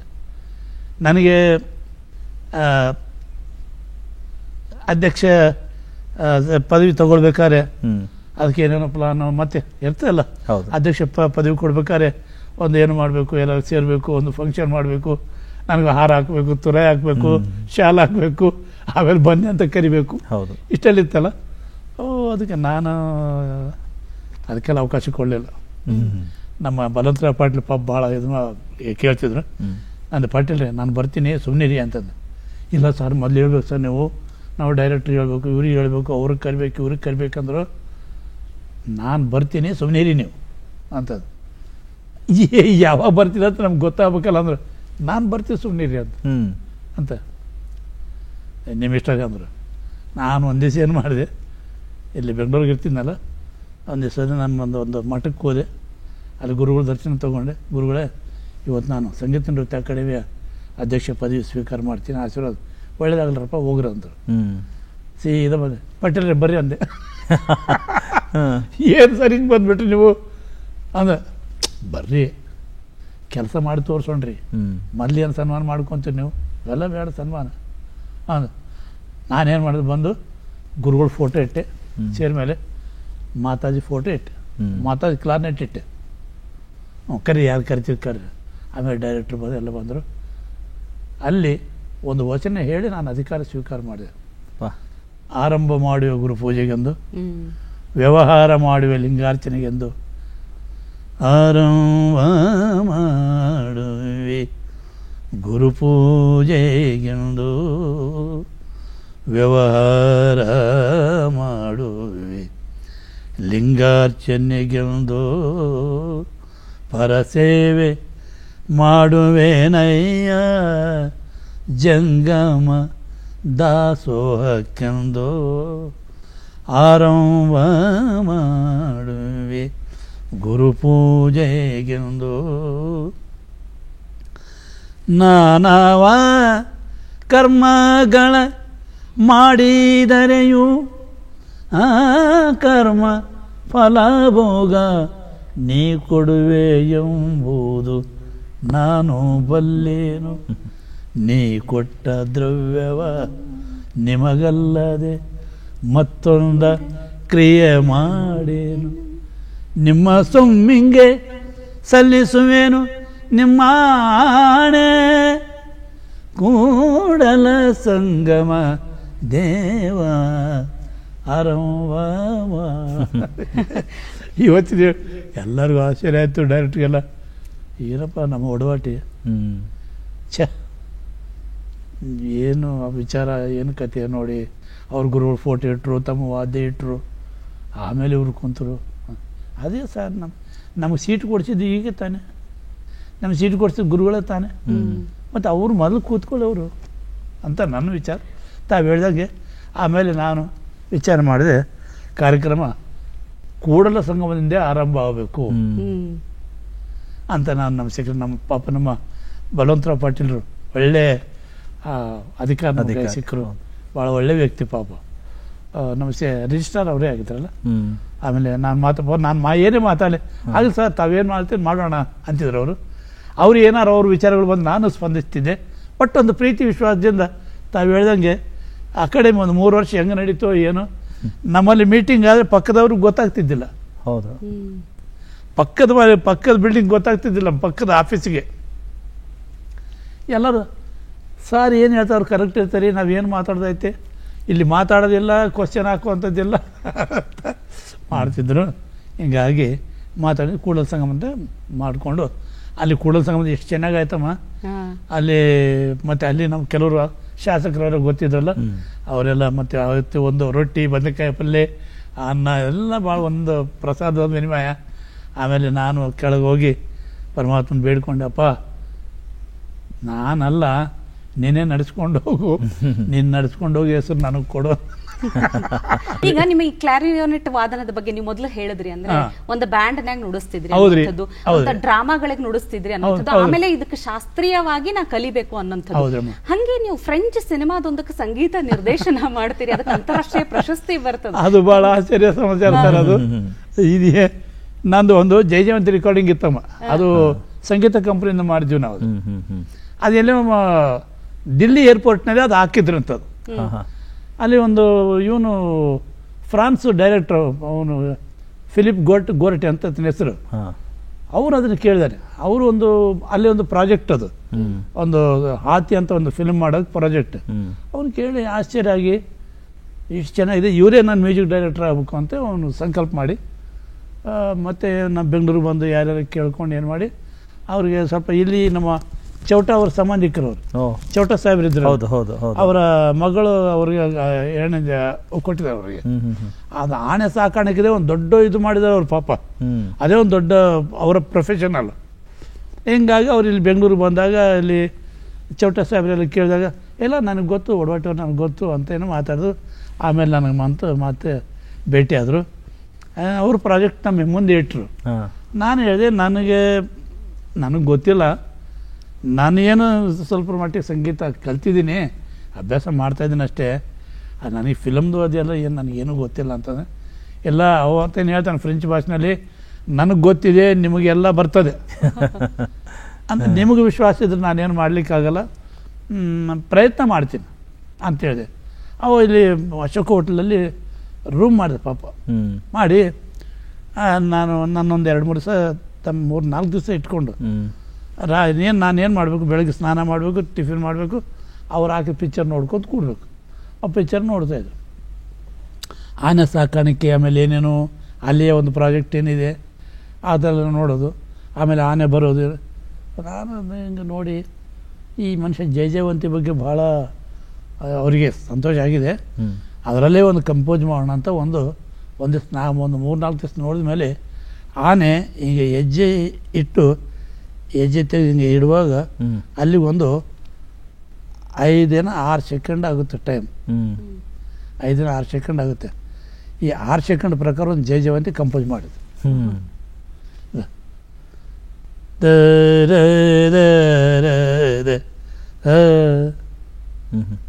ನೇ ಸದ ನೇ ರೇ ಕರೆಕ್ಟಾಗಿ ಹೆಜ್ಜೆಲಿ. ಆಮೇಲೆ ಮತ್ತೆ ಅದು ಮುಂದುವರಿಸ್ಕೊಂಡು ಹೋಗ್ತೀವಿ. ಅದಿಷ್ಟೇ ನೋಡಿ ಅವನಿಗೆ ಭಾರಿ ಖುಷಿ ಆಯಿತು. ನನಗೆ ಗೊತ್ತಿತ್ತು ಇದು ನೀವು ಮಾಡ್ತೀರಂತ. ಆಮೇಲೆ ಸರಿಯಪ್ಪ ನೀವು ಮಾಡೋಣ ಅಂದರೆ ಮಾಡೋಣ, ರೆಕಾರ್ಡಿಂಗ್ ಮಾಡೋಣ ಅಂದರೆ ಅವಾಗ ಅರುಣ್ ಒಂದು ಒಳ್ಳೆ ಸ್ಟುಡಿಯೋ ಮಾಡಿದ್ವಿ ನೋಡ್ರಿ. ಹೌದು, ಅರುಣ್ ಸ್ಟುಡಿಯೋದಲ್ಲಿ ಮಾಡಿದ್ವಿ. ಮತ್ತು ನನಗೆ ಅಂದರೆ 4 ಕಂಪನಿಸ್ಟ್ ಬೇಕು, ಒಂದು ಸಿತಾರು, ಒಂದು ಫ್ಲೂಟು, ಒಂದು ತಬಲಾ ಎಲ್ಲ ಬೇಕು ನೋಡಪ್ಪ. ನೀವು ಏನು ಯಾರಿಗೆ ಬೇಕು ತೊಗೊಳ್ಳಿ ಸರ್ ಅಂತ 1 ವಾರ ಟೈಮ್ ತೊಗೊಂಡು ಅಂದರೆ ರೆಕಾರ್ಡಿಂಗ್ ಮಾಡಿದ್ರಿ. ಆಮೇಲೆ ಅದು ಎಲ್ಲೆಲ್ಲೋ ಅರಣ್ಯದಲ್ಲಿ ಎಲ್ಲೋ ಒಂದು ದೇವಸ್ಥಾನ ಇದೆ, ಅಲ್ಲೊಂದು ದೇವಸ್ಥಾನ, ಶಿವ ದೇವಸ್ಥಾನ, ಅಲ್ಲಿ ಒಂದು ರಾಗ ಜಿಂಜೋಟಿ ರಾಗ ಒಂದು ದೇವಸ್ಥಾನ ಬಗ್ಗೆ ಹಾಡಿದ್ದೀನಿ. ಎಲ್ಲ ಸೇರಿಕೊಂಡು ಭಾಳ ಅಪ್ರತಿಮ ಆಗೋಯ್ತು. ಈ ಇದು ಕ್ಲಾರ್ನೇಟು, ಅದು ಫ್ರೆಂಚ್ ಭಾಷೆ, ಆಮೇಲೆ ಕೆಲವು ವಾದ್ಯಗಳು ಎಲ್ಲ ಏನು ನನಗೆ ಅಜಂತ ತಲೆಗೆ ಬಂತು, ಮಾಡ್ತಾ ಹೋದ ಭಾರಿ ಖುಷಿ ಆಯ್ತು ಅವನಿಗೆ. ಆ ಥರದ್ದು ಎಲ್ಲ ಮಾನ್ಯತೆಗಳು ಸಿಗೋದ್ರ ಜೊತೆಗೆ ಅಂದ್ರೆ ಇನ್ನೊಂದು ಕನ್ನಡ ಸಿನಿಮಾಗೂ ಕೂಡ ಮಾಡ್ತೀರಾ, ಮಸಣದ ಮಕ್ಕಳು. ಅದು ಆಕ್ಚುಲಿ ವಿಶೇಷ ಅಂತ ಹೇಳಿದ್ರೆ ಕನ್ನಡ ಮತ್ತು ಸಂಸ್ಕೃತಿ ಇಲಾಖೆನಲ್ಲಿ ನಿರ್ದೇಶಕರಾಗಿದ್ದಂತ ಮಾರ್ಕಂಡಪುರಂ ಶ್ರೀನಿವಾಸ್ ಅವರು ಕವನದ ಸಾಲು ಕಥೆ ಮಾಡಿದ್ದು. ಸೊ ಅದರಲ್ಲೂ ಒಂದು ಅದ್ಭುತವಾದಂತ ಗೀತೆ, ಅದು ತುಂಬಾ ಹಾಂಟಿಂಗ್ ಸಾಂಗ್, ಅದು ತುಂಬಾ ಚೆನ್ನಾಗಿ ಮಾಡಿದ್ರು. ಅಲ್ಲಿ ಮೇಷ್ಟ್ರು ಒಬ್ರಿದ್ರು, ಏನ್ ಹೆಸರು ಅಂತ, ಲಕ್ಷ್ಮಣ. ಹೌದು, ಲಕ್ಷ್ಮಣ ಬಂದ ನನಗೆ, ಅಣ್ಣ ಇದು ಪಿಕ್ಚರ್ ಮಾಡ್ತಾ ಇದ್ದೀನಿ, ಇದಕ್ಕೆ ನೀವು ನನಗೆ ಕಂಪೋಸ್ ಮಾಡಬೇಕು ಅಂದ. ಆಯ್ತಪ್ಪ ಮಾಡೋಣ ತಗೋ ಅಂತಂದು. ಇಷ್ಟು ತಾವು ಹೇಳಿದ್ವಿ, ಒಟ್ಟಿನ ನೆನಪು ಮಾಡಿದ್ರಿ.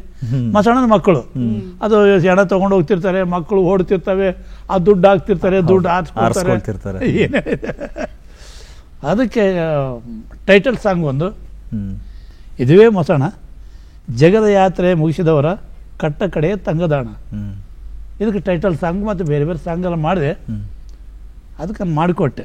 ಅದೆಲ್ಲ ಮ್ಯೂಸಿಕ್ ಎಲ್ಲ ಹಾಕಿ ಹೇಳ್ಕೊಳ್ಳ ಹೇಳಿ ಸರ್. ಹಾಂ, ಒಂದೇ ಸಾಲು ನೆನಪಿದೆ. ಹಾ.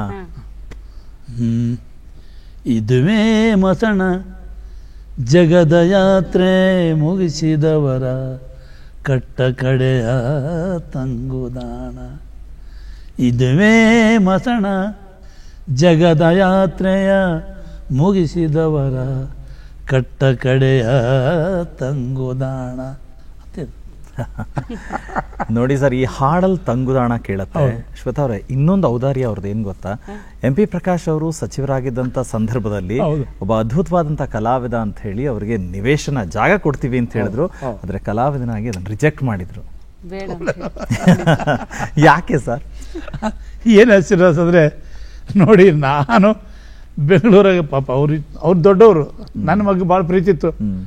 ನನಗೆ ಇನ್ನೇನು ನೀವು ಸೈಟ್ ಕೊಡ್ತೀನಿ, ಒಂದು ಅಪ್ಲಿಕೇಶನ್ ಹಾಕು ಅಂದರೆ ಹಾಕ್ತೀನಿ ಸರ್ ಅಂತೇಳಿ ಹಾಕ್ಲಿಲ್ಲಮ್ಮ ನಾನು. ಯಾಕೆ ಏನು ಆಗ್ತಾಯಿದ್ದಿಲ್ಲ, ದುಡ್ಡಿಲ್ಲ ನಾನು ಕೊಡಲಿ ಅಂತ. ಇಲ್ಲ ಅದೇನಿಲ್ಲ ಸರ್, ಹಾಕಲ್ಲ ಅಂತವ್ರು ಬೇಜಾರಾಗೋದು ಬೇಡ, ಸುಮ್ಮನೆ ಆಯಿತು ಸರ್ ಅಂತ ಹಾಕಲೇ ಇಲ್ಲ. ಆಮೇಲೆ ಕೊನೆ ಮಾಸ ನಿನಗೆ ಇಷ್ಟಿಲ್ಲ ಬಿಟ್ಬಿಡು ಅಂತಂದರು. ಸುಮ್ಮನೆ ಆಗ್ಬಿಟ್ಟು ನಾನು.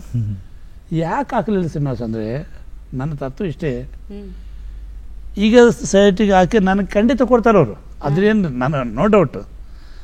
ಸೈಟ್ ಕೊಟ್ಕೊಳ್ಳಿ ನಾನು ಏನು ಮಾಡಬೇಕು, ಒಂದು ಕಾಂಪೌಂಡ್ ಹಾಕ್ಸ್ಬೇಕು. ಕಾಂಪೌಂಡ್ ಹಾಕ್ಸ ಮೇಲೆ ಬ್ಯಾಂಕ್ ಲೋನ್ ತೊಗೋಬೇಕು, ಮನೆ ಕಟ್ಟಬೇಕು. ಮನೆ ಕಟ್ಕೊಂಡು ಬ್ಯಾಂಕ್ ಲೋನ್ ಕಟ್ಕೊಂಡು ಸಾಲ ಕಟ್ಕೊಂತ ಹೆಂಡತಿ ಮಕ್ಕಳನ್ನ ಸಾಲಕ್ಕೋತ ಇಲ್ಲಿ ಕೂತ್ಕೋಬೇಕು. ಅಲ್ಲ ಗುರುಗಳೇ, ನಿಮಗೆ ಈ ನಿವೇಶನಕ್ಕಿಂತಲೂ ನಿಮಗೆ ತೃಪ್ತಿ ಕೊಡುವಂಥದ್ದು ಏನಂದ್ರೆ, ಈಗ ನಿಮ್ಮ ಜೀವನ ಚರಿತ್ರೆ ಕನ್ನಡ ಪುಸ್ತಕ ಪ್ರಾಧಿಕಾರದಿಂದ ಬರ್ತದೆ. ಅಷ್ಟೆಲ್ಲ ಒಡವಾಟಿಯೋ ಕ್ಲಾರಿಯೋನೆಟ್ ಅನ್ನುವಂಥ ವೀರಭದ್ರಪ್ಪ ಅವ್ರು ಬರೀತಾರ ನಿಮ್ಮ ಜೀವನ ಚರಿತ್ರೆ. ಅಂದ್ರೆ ಪಠ್ಯದಲ್ಲಿ ಬರ್ತದೆ, ಡಿಗ್ರಿ ಓದುವಂತ ಪಠ್ಯಗಳಲ್ಲಿ ಬರ್ತದೆ. ನಿಮ್ಮ ಬಗ್ಗೆ ಅಂದ್ರೆ ನೀವು ಒಂದು ನಿರ್ದಿಷ್ಟ ಗುರಿ ಇಟ್ಕೊಂಡು ಬೆಳೆದು ಬಂದ ರೀತಿ ಅದಲ್ಲ, ಬಹಳಷ್ಟು ಜನರಿಗೆ ಸ್ಫೂರ್ತಿ. ಅದು ಪುಸ್ತಕ ರೂಪದಲ್ಲಿ ಬಂದಾಗ ಅದು ಬಹಳ ಖುಷಿ ಕೊಡ್ತದೆ ನಿಮಗೆ. ಆಮೇಲೆ ನಾನೊಂದು ಇದು ಇಲ್ಲಿ ಮನೆ ಕಟ್ಕೊಂಡು ಇಲ್ಲಿ ಜೀವನ ಮಾಡೋದು ಬೇಡ, ನನ್ನ ಹುಟ್ಟಿದ ನೆಲಕ್ಕೆ, ನಾನು ಹುಟ್ಟಿದ ಭೂಮಿ, ನನ್ನ ಜನ್ಮಭೂಮಿ ರಾಯಚೂರು. ಅಲ್ಲಿ ಯಾವ ಸಂಗೀತದಿಲ್ಲ, ಏನೂ ಇಲ್ಲ, ಕೇಳಲಿಕ್ಕೂ ಸಿಗಲ್ಲ, ನೋಡೋಕ್ಕೂ ಸಿಗಲ್ಲ. ಅಂಥ ಕಡೆ ನಾನು ಏನಾದ್ರು ಮಾಡಬೇಕು. ಏನಿಲ್ಲಿ ಬಂದು ಇದು ನನ್ನ ಕಾರ್ಯಕ್ಷೇತ್ರ. ಬೆಂಗಳೂರು ಮಾತಾ ನನಗೆ ಸಲುತ್ತಾ ಇದ್ದಾಳೆ, ನನ್ನ ಪ್ರೋಗ್ರಾಮ್ಸ್ ಇದೆ ಇಲ್ಲೇ, ನನಗೆಲ್ಲ ಕಾಂಟ್ಯಾಕ್ಟು ಎಲ್ಲ ಇಲ್ಲೇ ಇದೆ ನನ್ನ ಕಾರ್ಯಕ್ಷೇತ್ರ. ಆದರೆ ನಾನು ನನ್ನ ಜನ್ಮಭೂಮಿಗೆ ಏನಾದ್ರು ಮಾಡಬೇಕು, ಆ ದೃಷ್ಟಿಯಿಂದ ನಾನು ಸೈಟ್ ತೊಗೊಳ್ಳಿಲ್ಲ. ತೊಗೊಂಡು ಸುಮ್ಮನೆ ತೊಗೊಂಡು ಹಾಕಿದ್ರು ಕೂಡ ಇವತ್ತು ಕೋಟ್ಯಾಂತರ ರೂಪಾಯಿ ಬರ್ತಿತ್ತು. ಅದು ಎಲ್ಲದಕ್ಕಿಂತಲೂ ಅಲ್ಲಿ ನೋಡಿಸಿಟ್ಟು ದಯವಿಟ್ಟು ನೀವು ಬಂದುಬಿಟ್ರೆ, ಇಷ್ಟು ಒಳ್ಳೆ ಇನ್ಸ್ಟಿಟ್ಯೂಟ್ ಕಟ್ಟಿದ್ದೀನಿ, ಸರಸ್ವತಿ ಸಂಗೀತ ವಿದ್ಯಾಸಂಸ್ಥೆ. ಇವತ್ತು 100 ಮಂದಿ ಮಕ್ಕಳು ಕಲಿತಾರೆ. ಅಲ್ಲಿ ಬಡಬಗ್ಗರಿಗೆ, ಹ್ಯಾಂಡಿಕ್ಯಾಪ್ಡ್ಸಿಗೆ ಎಲ್ಲ ಫ್ರೀಯಾಗಿ ಕೊಡ್ತಾಯಿದ್ದೀವಿ. ಇದಕ್ಕಿಂತ ತೃಪ್ತಿ ಏನು ಬೇಕಮ್ಮ? ಕಲಿತಾ ಇದೀವಿ, ಭಾಳಷ್ಟು ಸಂಗೀತ ಬೆಳೆದಿದೆ ಅಲ್ಲಿ. ಇದು ನಾನು ಇಲ್ಲಾಂದ್ರೆ ಏನಾಗ್ತಿತ್ತು ಶ್ರೀನಿವಾಸ್ ಅಂದರೆ, ನಾನು ಮತ್ತೆ ಹತ್ತಿರಲ್ಲ ಅನ್ನೋದು ಆಗ್ತಿದ್ದೆ. ಹೌದು, ಬರ್ತಿದ್ದೆ, ಬಿಡಿ 4 ಕಾಸು ಮಾಡ್ಬೋದಾಗಿತ್ತು ನಾನು. ಬಟ್ ನನಗೆ ಇಡೀ ಪ್ರಪಂಚ ತುಂಬ ತಿರುಗಾಡಿ ಬೇಕಾದಷ್ಟು ನನಗೆ ಹಣ ಕೊಟ್ಟಿದ್ದ ಪರಮಾತ್ಮ. ಅದೆಲ್ಲ ತಂದು ಆ ಮಾತಾ ಪಾದಕ್ಕೆ ಹಾಕಿದ್ದು. ಕೋವಿಡ್ ಸಂದರ್ಭದಲ್ಲಿ ನಿಮ್ಮ ಜೊತೆಗೆ ಎಷ್ಟು ದೊಡ್ಡ ಮಟ್ಟದಲ್ಲಿ ಅವರು ಒಬ್ಬ ಎ ಗ್ರೇಡ್ ಆರ್ಟಿಸ್ಟ್ ಆಗಿ ನಿಮ್ಮ ಜೊತೆಗೆ ಅಪ್ಪನ ಹೆಸರನ್ನ ಉಳಿಸೋ ರೀತಿಯಲ್ಲಿ ವೆಂಕಟೇಶ್ ಒಡವಾಟಿ ಅವರು ತುಂಬಾ ಅದ್ಭುತವಾಗಿ ನುಡಿಸ್ತಾ ಇದ್ರು. ಆದ್ರೆ ಅನಾರೋಗ್ಯದ ಪರಿಸ್ಥಿತಿ ಅವ್ರನ್ನ ಕಳ್ಕೊಳ್ತೀರಾ. ಆದ್ರೆ ಹೌದು, ಒಡವಾಟಿಯವರ ಪರಂಪರೆ ಅಥವಾ ಆ ಅಸ್ತಿತ್ವವನ್ನು ಉಳಿಸೋಕೆ ಅಂತ ಹೇಳಿದ್ರೆ ಬಹುಶಃ ಈಗ ಪ್ರಸ್ತುತ ಅಂತ ಹೇಳಿದ್ರೆ ನಿಮ್ಮ ಸುಪುತ್ರಿ ವಧುಶ್ರೀ ಒಡವಾಟಿ ಶಾರದಾ ಭರತ್ ಅವರು. ನಿಜ, ಅವರಿಗೆ ಸರಿಯಾದ ಪ್ರೋತ್ಸಾಹ ಕೊಡುವಂತ ನಮ್ಮ ಭರತ್ ಅವರು. ಹೌದು. ಆಮೇಲೆ ನಮ್ಮ ಇಷ್ಟು ಕಷ್ಟಗಳನ್ನೆಲ್ಲ ಅನುಭವಿಸಿ ನಿರ್ವಹಿಸಿಕೊಂಡು ಬರುವಂಥ ನನ್ನ ಶ್ರೀಮತಿ ಶಿವಮ್ಮ ಒಡವಾಟಿ ಭಾಳ ಗ್ರೇಟ್. ಹೌದು. ತಾಯಿ ತಮ್ಮ ಮಗ ಹೋದ್ಮೇಲೆ ನನಗೆ ಹೆದರಿಕೆ ಆಯಿತು, ಇವರೆಲ್ಲಿ ಕೈ ಬಿಡ್ತಾರೇನೋ ಅಂತ. ಅಷ್ಟು ಈಗ ಏನು ಪಾಪ ತುಂಬ ಹಣ್ಣಾಗಿದ್ದಾರೆ. ಇವ್ರಿಗೆ 78 ವರ್ಷ. ಎಲೆನೋ ಇದು ಕಾಲು ಕಿತ್ತಿ ಹೋಗೋಕೆ ನಾನು ಹೋಗ್ತೀವಿ ಅಂದರೆ ಕಣ್ಣೀರಾಗ್ಬಿಡ್ತಾರೆ. ಇಲ್ಲ ಶಿವು, ನಾನು ಹೋಗ್ಬೇಕು, ಇದು ಒಂದು ಮುಂದಿನ ಪೀಳಿಗೆ ಮಾಡ್ತಾಯಿದ್ದಾರೆ ಅಂತಂದರೆ ಹೋಗ್ಬರ್ರಿ ಅಂತಾರೆ ಅಷ್ಟೇ. ಇಷ್ಟೆಲ್ಲ ನಿಭಾಯಿಸ್ಕೊಂಡು ಅವ್ರೇನು ಮಾಡಿದ್ರಲ್ಲಮ್ಮ. ಬಟ್ ಮತ್ತು ಎಲ್ಲ ಮಕ್ಕಳು ಶಾರದಾ ಒಡವಾಟಿ, ವಿಜಯಲಕ್ಷ್ಮಿ ಒಡವಾಟಿ, ಈರಮ್ಮ ಒಡವಾಟಿ, ಭಾರತಿ ಒಡವಾಟಿ ಎಲ್ಲ ಮಕ್ಕಳಿಗೆ ಸಂಗೀತ ಇದೆ. ಶಾರದಾ ಅಭ್ಯಾಸ ಮಾಡಿ ಮುಂದೆ ಬಂದರು. ಅವ್ರಿಗೆಲ್ಲರೂ ಸಂಗೀತ ಇದೆ, ಇಲ್ಲ ಅಂತಿಲ್ಲ. ಬಟ್ ಅವ್ರು ಯಾರು ಅಭ್ಯಾಸ ಮಾಡಿಲ್ಲ. ಮತ್ತು ಇದು ಎಲ್ಲ ಮಧ್ಯದಲ್ಲಿ ಏಕೈಕ ಒಬ್ಬ ನಿಜವಾದ ಒಬ್ಬ ಮಗ ಇದ್ದ. ಹ್ಮ್. ಅತ್ತ ಭಗವಂತ ಕರ್ಕೊಂಡ. ಎಷ್ಟೊಂದು ಕಂಪೋಸಿಷನ್ ಮಾಡ್ತೀರಾ ಅಂದ್ರೆ ಸಿನಿಮಾ ಬಿಟ್ಬಿಡಿ, ಅದು ನಾವು ಹೊರತುಪಡಿಸಿದಂತೆ ಭಕ್ತಿ ಪ್ರಧಾನವಾದದ್ದು ಸಾಕಷ್ಟು ಸಂಯೋಜನೆಗಳನ್ನ ಮಾಡ್ತೀರಾ. ಈಗ ಸಂಯೋಜನೆಯಿಂದಾಗ ಅಲ್ಲೊಂದು ದೊಡ್ಡ ಚಾಲೆಂಜಸ್ ದೊಡ್ಡ ಇರುತ್ತೆ. ಸಾಧನೆ. ಆ ಚಾಲೆಂಜಸ್ ಅಂತ ಹೇಳಿದಾಗ ಸಂಯೋಜನೆ ಸಂದರ್ಭದಲ್ಲಿ ನಾನು ರಕ್ಷಾ ಶತಕಂ ಜ್ಞಾಪಿಸ್ಕೊಳ್ಬೇಕು. ದಯವಿಟ್ಟು ಅದನ್ನ ನೀವು ಹಾಡಬೇಕು. ಹೇಳ್ತೀನಿ. ಅದು ತುಂಬ ಕಷ್ಟ ಅದು. ಅದನ್ನು ಆಡಿದ್ದೀನಿ. ಅದಾದಮೇಲೆ ಇನ್ನೊಂದು ಹೇಳ್ತೀನಿ. ಈಗ ವೆಂಕಟರಮಣ ಸ್ವಾಮಿ ಸುಪ್ರಭಾತ ಅಮ್ಮ ಆಡಿದ್ದಾರೆ. ಹೌದು, ಸುಬ್ಬಲಕ್ಷ್ಮಿಯವರು, ಸುಬ್ಬಲಕ್ಷ್ಮಿ ಮೇಡಮ್ ಆಡಿದ್ದಾರೆ. ನಾನೀಗ ಹಿಂದೂಸ್ತಾನಿ ಶಾಸ್ತ್ರೀಯ ಸಂಗೀತದಲ್ಲಿ ರಾಗಮಾಲಿಕೆಯಲ್ಲಿ ಮಾಡ್ತಾ ಇದ್ದೇನೆ. ಸುಪ್ರಭಾತನ ಹಿಂದೂಸ್ತಾನಿ ಶಾಸ್ತ್ರೀಯ ಸಂಗೀತ ರಾಗಮಾಲಿಕೆ ತುಂಬ ಚೆನ್ನಾಗಿ ಬರ್ತಾ ಇದೆ.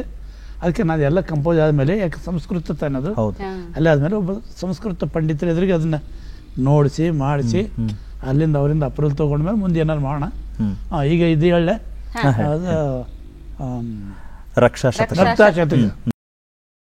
ಶ್ರೀಮದ್ಗಂಗಾ ತರಂಗಾವ್ರತ ವಿಮಲ ಜಟಾಜೂಟ ಸರ್ವೇಶ ಗೌರೀ ವಾಮಾಂಗ ಲಿಂಗನಾಲಿಂಗಿತ ಘನ ಮಹಿಮೋದಾರ ಚಾರಿತ್ರ ಚಾಚತ್ ಸೋಮಾರ್ಥೋತ್ತಂಸ ಸಂತಾನ ಜಲದಿ ಒಡಬಾಕಾರ ಸಾಕಾರ ಭಕ್ತಿ ಪ್ರೇಮಾಂಬೋರಾಸಿ ಪಂಪಾ ಪುರದರಸ ವಿರೂಪಾಕ್ಷ ರಕ್ಷಿಪುಜನು ತಿರುಗುತ್ತೆಂಬತ್ತು ದಶಶತ ಶತಜನ್ಮಗಳೋಳ್ ಪುಟ್ಟಿ ನಿಮ್ಮೊಂದಿರಲಂತೆಂತುಟೆಂದೇನೇ ಮೇಮನ್ ಅರಿಯದೆ ಮಣ್ಣಾಗೆ ಕಲ್ಲಾಗುತ್ತಂ ದುರ್ಧರ ಧುಲ್ಮಂ ಭೂರಿ ಭುಜಂ ಪುಳು ಖಗಮೃಗಮಾಗಿ ಅಂತಕ್ಕೆ ಬಂದವು ನರಜನ್ಮ ಕಯ್ಯ ಪಂಪಾ ಪುರದರಸ ವಿರೂಪಾಕ್ಷ ರಕ್ಷಿಪುಜನಂ. ಅದ್ಭುತವಾಗಿತ್ತು ನೋಡಿ. ನೀವು ಹೇಗೆ ಅಂದ್ರೆ ನಿಷ್ಕಲ್ಮಶವಾಗಿ ಪ್ರಶಸ್ತಿಗಳು ಬರುತ್ತೋ ಬಿಡುತ್ತೋ, ಯಾಕೆಂದ್ರೆ ತುಂಬಾ ಬಂದಿದೆ. ರಾಜ್ಯೋತ್ಸವ ಇರೋದು ಬೇರೆ, ಎಲ್ಲ ಬರ್ಬೋದು. ತುಂಬಾ ಬೇರೆ ಜನ ಕಲಾ ವಲಯದಲ್ಲಿ ಮಾತನಾಡ್ತಾ ಇದ್ರು, ಇಲ್ಲ ವಡವಾಟಿ ಅವರಿಗೆ ಪದ್ಮಭೂಷಣ ಬರಬೇಕು, ಪದ್ಮಶ್ರೀ ಎಲ್ಲ ಅಂತ. ನೀವು ಅದು ಏನಾದ್ರೂ ಇರ್ಲಿ, ನಾನು ನನ್ನ ಕಾಯಕ ಅಂತ. ಆ ಹಿನ್ನೆಲೆಯಲ್ಲಿ ನಿಮಗೊಂದು ದೊಡ್ಡ ಮಾನ್ಯತೆ ಸಿಗತ್ತೆ. ನಿಮ್ಮ ಹುಟ್ಟದಬ್ಬ ಜನವರಿ 21 ಕಲಾವಿದರ ದಿನವಾಗಿ 2013ರಿಂದ ಆಚರಿಸ್ತಾ ಬರ್ತಾ ಇದ್ದಾರೆ. ಹೆಂಗ ಅನ್ಸತ್ತೆ? ಅದು ನಮ್ಮ ಭರತ್ ಅವರ ಒಂದು ಆಲೋಚನೆ. ಅದು ತುಂಬ ದೊಡ್ಡ ಆಲೋಚನೆ. ನನಗೂ ಭಾರಿ ಖುಷಿ ಆಯಿತು. ಯಾಕಂದರೆ ನಾನು ಹುಟ್ಟೋದು ಮುಖ್ಯ ಅಲ್ಲ, ಕಲೆ ಬದುಕೋದು ಮುಖ್ಯ. ಎಂತ ಮಾತು ಯಾಕಮ್ಮ, ನಾನು ಹುಟ್ಟೋದು ಮುಖ್ಯ ಅಲ್ಲ. ನಾನು ಹುಡ್ತೀನಿ, ನಾನು ಒಂದು ದಿವಸ ಹೋಗ್ತೀನಿ. ಆದರೆ ಕಲೆ ಯಾವತ್ತೂ ಇರೋದು ಅದು ಕಲಾವಿದರಿಗೆ ಅದು ಸಲ್ಲ ಅಂತ ನನ್ನ ಪ್ರಾರ್ಥನೆ ಇತ್ತು. ಅವರು ಅದನ್ನು ಮಾಡ್ತಾ ಇದ್ದಾರೆ. ನನಗಿದು ಭಾಳ ಸಂತೋಷ ಆಗಿದೆ. ಇದು ಭಾಳ ಜನರಿಗೆ ಕೇಳಿ ಸಂತೋಷ ಆಗಿ, ಈಗ ನಾನು ಅನ್ನೋದು ಏನಿದೆ ಏನು ಸರ್? ಹೌದು, ಎಲ್ಲವೂ ಅವನು ಕೊಟ್ಟಿದ್ದೇ ಇದೆ, ನಮ್ಮದು ಏನಿಲ್ಲ. ನೀ ಕೊಟ್ಟ ದ್ರವ್ಯವ ನಿಮಗಲ್ಲದೆ ಮತ್ತೊಂದು ಕ್ರಿಯೆ ಮಾಡಿ ಸಾಕಿಷ್ಟು. ಹೌದು, ಇಷ್ಟಿದ್ರೆ ಎಷ್ಟು ಸುಲಭವಾಗಿದೆ ಸರ್. ಒಂದು ವಾದ್ಯ ನೀವು ಆಯ್ಕೆ ಮಾಡ್ಕೊಂಡಿದ್ದು ಪಾಶ್ಚಿಮಾತ್ಯರದು, ಅದು ಇದ್ದದ್ದು ಸೀಮಿತ. ಆದರೆ ಅದಕ್ಕೆ ಶಾಸ್ತ್ರೀಯವಾದಂಥ ಲೇಪನ ಕೊಟ್ಟು ಅದಕ್ಕೆ ನೀವು ಅದಕ್ಕಾದ್ರೂ ಗೊತ್ತಿಲ್ಲ. ಒಟ್ಟು ಕ್ಲಾರ್ನೆಟ್ ಅಂದರೆ ಇವತ್ತು ವಡವಾಟಿ ಅನ್ನೋ ಥರ ಆಗಿದೆ. ಆದರೆ ಮತ್ತೆ ಪಾಶ್ಚಿಮಾತ್ಯರಿಗೆ ಇದನ್ನು ಹೇಳ್ಕೊಡ್ತಾ ಇದ್ದೀರಲ್ಲ, ಅಂದರೆ ನಿಮ್ಮ ವಿದ್ಯಾರ್ಥಿ ಬಳಗ ಬರೀ ನಮ್ಮ ಭಾರತದಲ್ಲಿ ಮಾತ್ರ ಅಲ್ಲ, ಹೊರದೇಶದಲ್ಲಿದ್ದಾರೆ. ಅಂದರೆ ಆ ಹೊರದೇಶದ ವಿದ್ಯಾರ್ಥಿಗಳು, ಅಂದರೆ ಆ ವಿದ್ಯಾರ್ಥಿ ಬಳಗದ ಬಗ್ಗೆ ಹೇಳಿ ಸರ್. ಈಗ ನಮ್ಮ ಅಮೆರಿಕದಲ್ಲಿ ಒಂದು 4 ವಿದ್ಯಾರ್ಥಿಗಳಿದ್ದಾರಮ್ಮ, ಕ್ಲಾರ್ನೆಟ್ ಕಲಿತಾರೆ. ಒಬ್ಬಳಂತ ಅದರಲ್ಲಿ ಫೇಮಸ್ಸು, ಮಾಲತಿ ಅಂತ ಅವಳ ಹೆಸರು. ಒಳ್ಳೆಯ ಕಚೇರಿ ಕೊಡ್ತಾಳೆ. ಅವಳ ಜೊತೆಗೆ ಒಂದು 4 ಜನ ಫ್ರೆಂಡ್ಸು. ನಾನು ಕ್ಯಾಲಿಫೋರ್ನಿಯಾದಲ್ಲಿ ಕಲಿಸಿದಾಗ ಒಂದು 6 ಸಲ ಹೋಗಿ ಪಾಠ ಮಾಡಿದ್ದೀನಿ, ಕಲ್ತಿದ್ದಾರೆ. ಅಭಿಮಾನ ಇದೆ. ನಾನು ಅಲ್ಲಿ ಹೋದ್ರು ಕೂಡ ನಮ್ಮ ಶಾಸ್ತ್ರೀಯ ಸಂಗೀತನೇ ಕಲಿಸಿದ್ದೀನಿ, ಬೇರೆ ಏನು ಕಲಿಸಿಲ್ಲ ಅವ್ರಿಗೆ. ಯಾವುದೋ ಲೈಟ್ ಮ್ಯೂಸಿಕ್ ಅದಿಲ್ಲ ಕಲಿಸಿಲ್ಲ. ಶಾಸ್ತ್ರೋಕ್ತವಾಗಿ ಕಲೀರಿ ಅಂತ ಹೇಳಿ ಕಲಿಸೀನಿ. ಫ್ರಾನ್ಸ್ನಲ್ಲಿ ಒಬ್ಬ ಹುಡುಗಿದ್ದಾನೆ, ಬಾಂಬೆನಲ್ಲಿ ಕಲ್ತಿದ್ದಾರೆ. ಈಗ ಆನ್ಲೈನಲ್ಲಿ ಎಲ್ಲೆಲ್ಲಿಂದ ಅಮೇರಿಕದಿಂದ ಅಲ್ಲಿ ಆನ್ಲೈನಲ್ಲಿ ಕೂಡ ಈಗ ಕಲಿತಾ ಇದ್ದಾರೆ. ನಾನು ಅದೇ ಹೇಳ್ತೀನಿ, ನೀವು ಕಲೀರಿ, ಇದ್ರೆ ಗುರುಗಳ ಸಂಭಾವನೆ ಕೊಡ್ರಿ, ಇಲ್ಲಾಂದ್ರೆ ಇಲ್ಲ, ಮೊದಲು ಕಲೀರಪ್ಪ ಅಂತ ಹೇಳ್ತೀನಿ. ಕೊನೆಯದಾಗಿ ವಾರದ ಅತಿಥಿ ಕಾರ್ಯಕ್ರಮದ ಪರವಾಗಿ ನಿಮಗೆ ಹೃತ್ಪೂರ್ವಕ ಕೃತಜ್ಞತೆಗಳನ್ನು ಸಲ್ಲಿಸ್ತೀವಿ. ಸಂತೋಷ, ಭಾರಿ ಖುಷಿ ಆಯಿತು. ನೀವು ನಮ್ಮನ್ನು ಮಾತಾಡಿಸಿ ನನಗೆ ಎಲ್ಲೆಲ್ಲಿದ್ದು ಅಡಗಿಕೊಂಡಿರುವಂಥ ವಿಷಯಗಳನ್ನ ಮೇಲೆ ಎಲ್ಲೆಲ್ಲೂ ಅಡಗಿಕೊಂಡಿರ್ತದು, ಸಮುದ್ರದಲ್ಲಿ ಮುತ್ತು ರತ್ನಗಳೆಲ್ಲ ಅಡಗಿಕೊಂಡಿರ್ತದೆ, ಅದನ್ನ ಎಬ್ಬಿಸೋರು ಬೇಕು, ನೀವು ಎಬ್ಬಿಸ್ಬಿಟ್ರಿ ಅಂತ. ಹಾಗೆ ಗುರುಗಳೇ, ಬಹಳ ಖುಷಿ ಆಯಿತು ಕಾರ್ಯಕ್ರಮಕ್ಕೆ ಬಂದದ್ದು, ನಮಗೆ ತುಂಬ ನನಗೂ ಭಾರಿ ಖುಷಿ ಆಯಿತು, ಬಹಳ ಸಂತೋಷ ಆಯಿತು. ಇದೇ ರೀತಿ ತಾವು ಕಲಾವಿದರನ್ನೆಲ್ಲ ಒಳ್ಳೊಳ್ಳೆ ಕಲಾವಿದ್ರ ಬಗ್ಗೆ ಸಂದರ್ಶನ ಮಾಡಿ ಒಂದು ರೆಕಾರ್ಡ್ ಮಾಡಿ ಇಡ್ತೀರಿ. ಇದು ಯಾವತ್ತೂ ಹಸಿರಾಗಿರ್ತದೆ. ಮತ್ತು ಇವತ್ತು ನಮಗೆ ದೂರದರ್ಶನಕ್ಕೆ ನಮಗೆ ನನ್ನ ಸಾಷ್ಟಾಂಗ ನಮಸ್ಕಾರಗಳು. ಯಾಕಂದರೆ ದೂರದರ್ಶನ ಎಷ್ಟು ದೂರ ಇದ್ದವ್ರಿಗೂ ಗೊತ್ತಾಗುತ್ತೆ. ನನ್ನನ್ನು ಮಾತಾಡ್ಸೋಕ್ಕೆ ಅವಕಾಶ ಕೊಟ್ಟಿದ್ದದಕ್ಕೆ ದೂರದರ್ಶನಕ್ಕೂ ಮತ್ತು ತಮಗೂ ನನ್ನ ಹೃತ್ಪೂರ್ವಕ ವಂದನೆಗಳು. ಧನ್ಯವಾದಗಳು ಸರ್, ಧನ್ಯವಾದಗಳು.